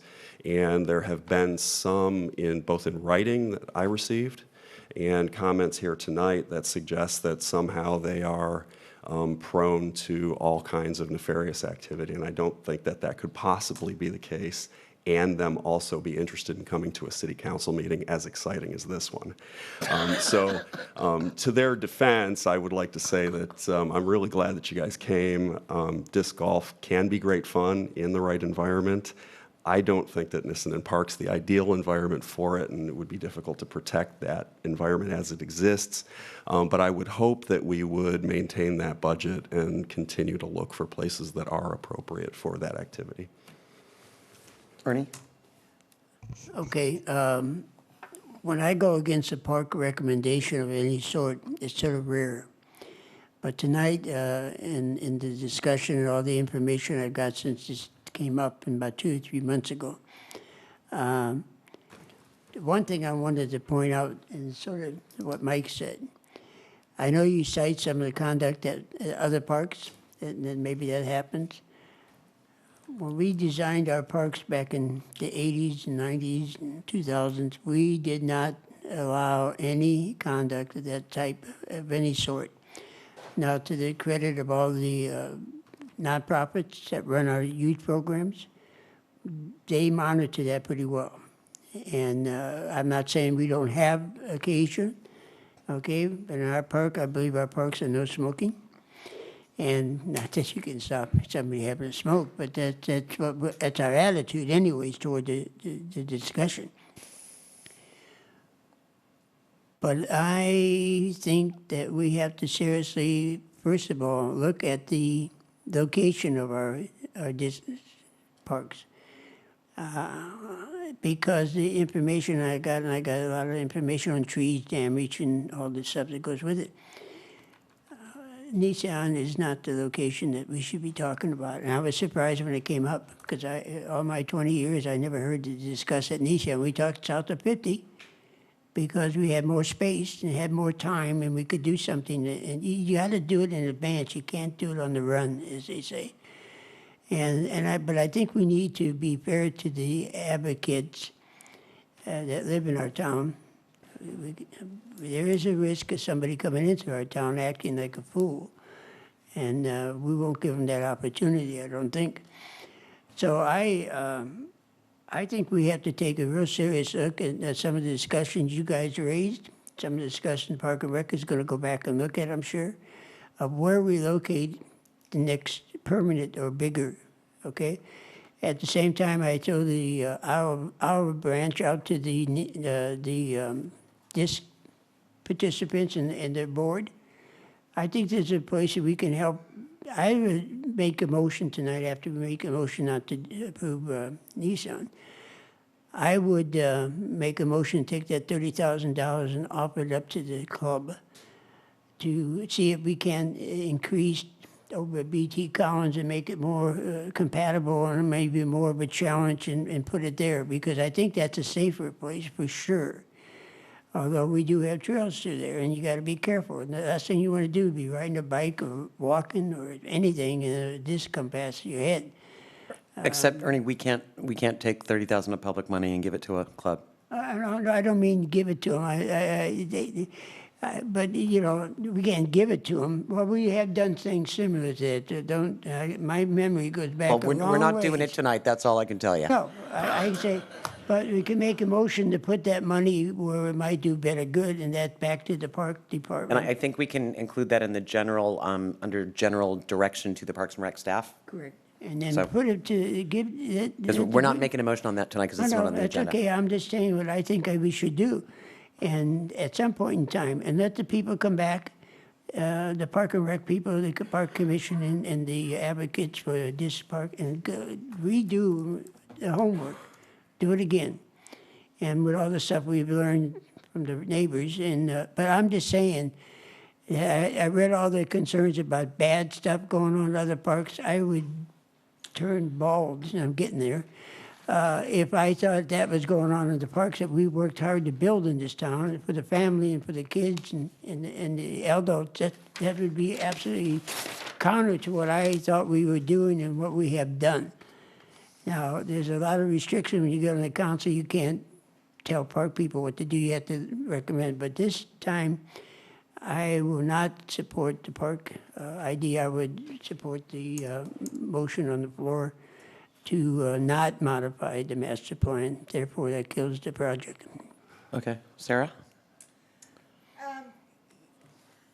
Yeah, I think Councilmember Kozlowski put it very eloquently. I don't think Nissan Park is the right place for a disc golf course, but I am very concerned that the sport of disc golf and the people who play it have been painted with a very broad brush tonight.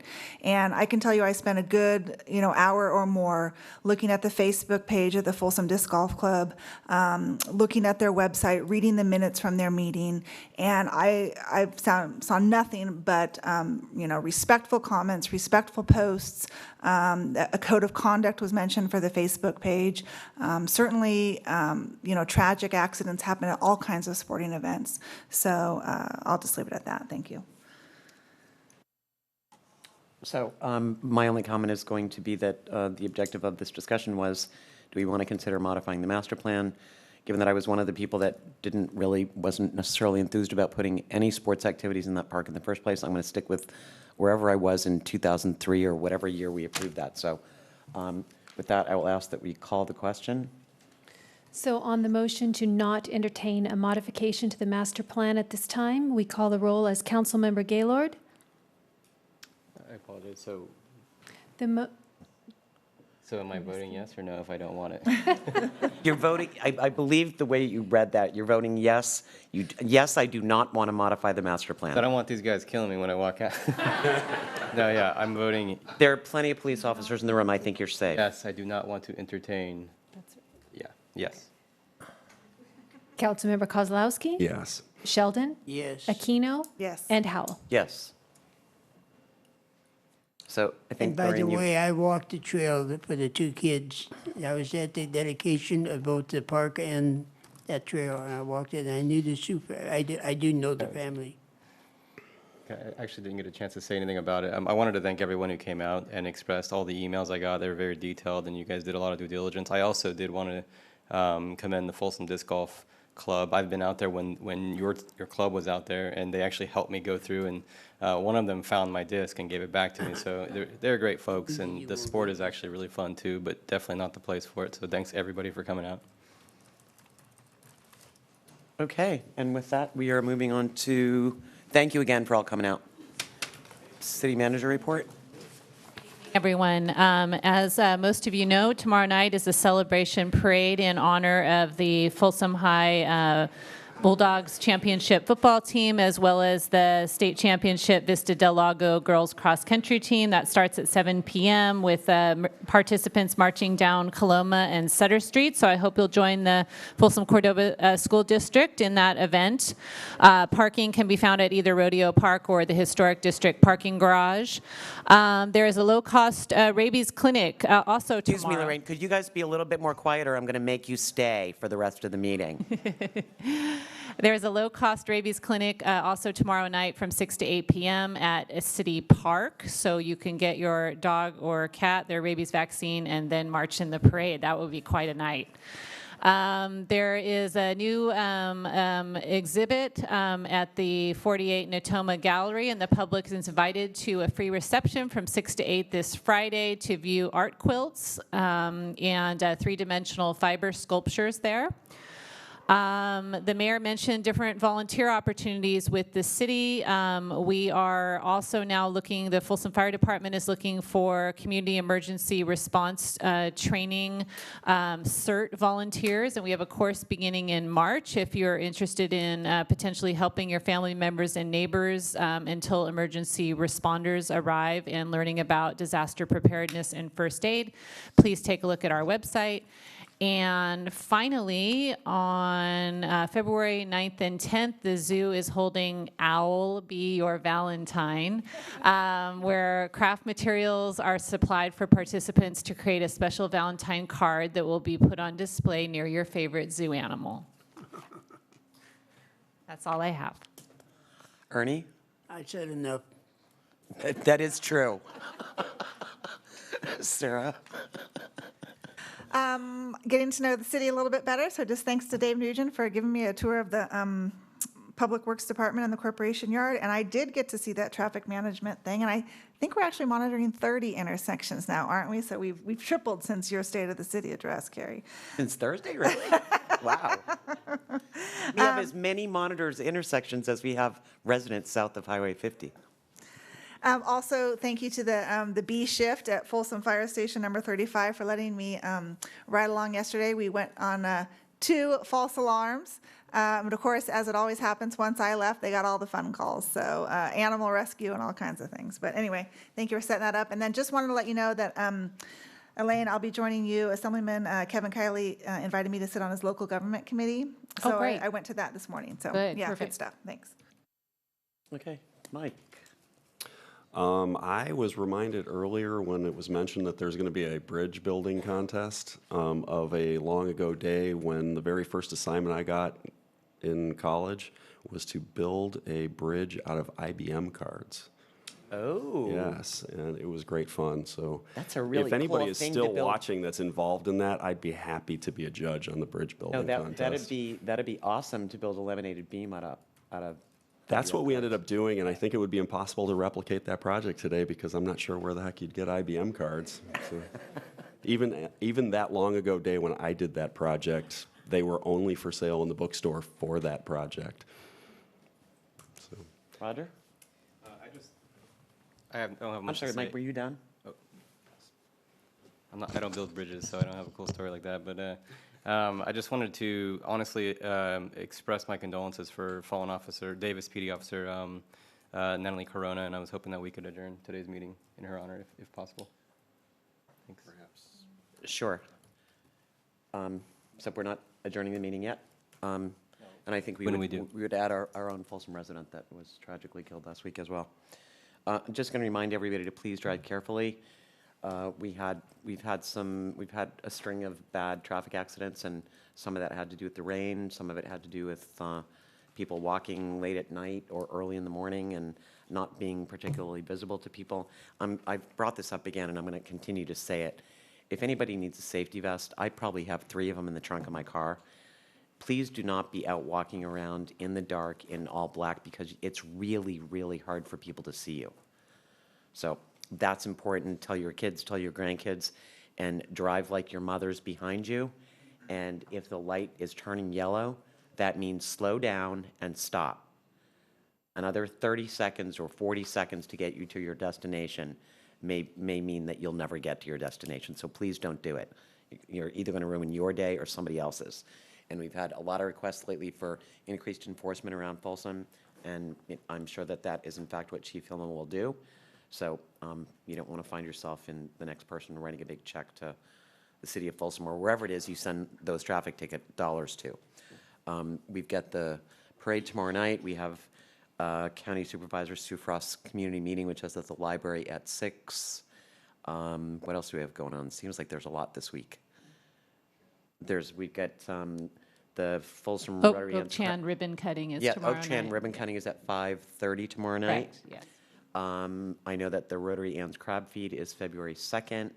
I've got a Eagle Scout event earlier that day. There's also a fashion show and talent show I don't remember the name of the organization that's running it, but that's at Folsom High on that same day, February 2nd. And then February 3rd, go Pats. And with that, we are adjourned at 9:07. I hate to disappoint, Ernie.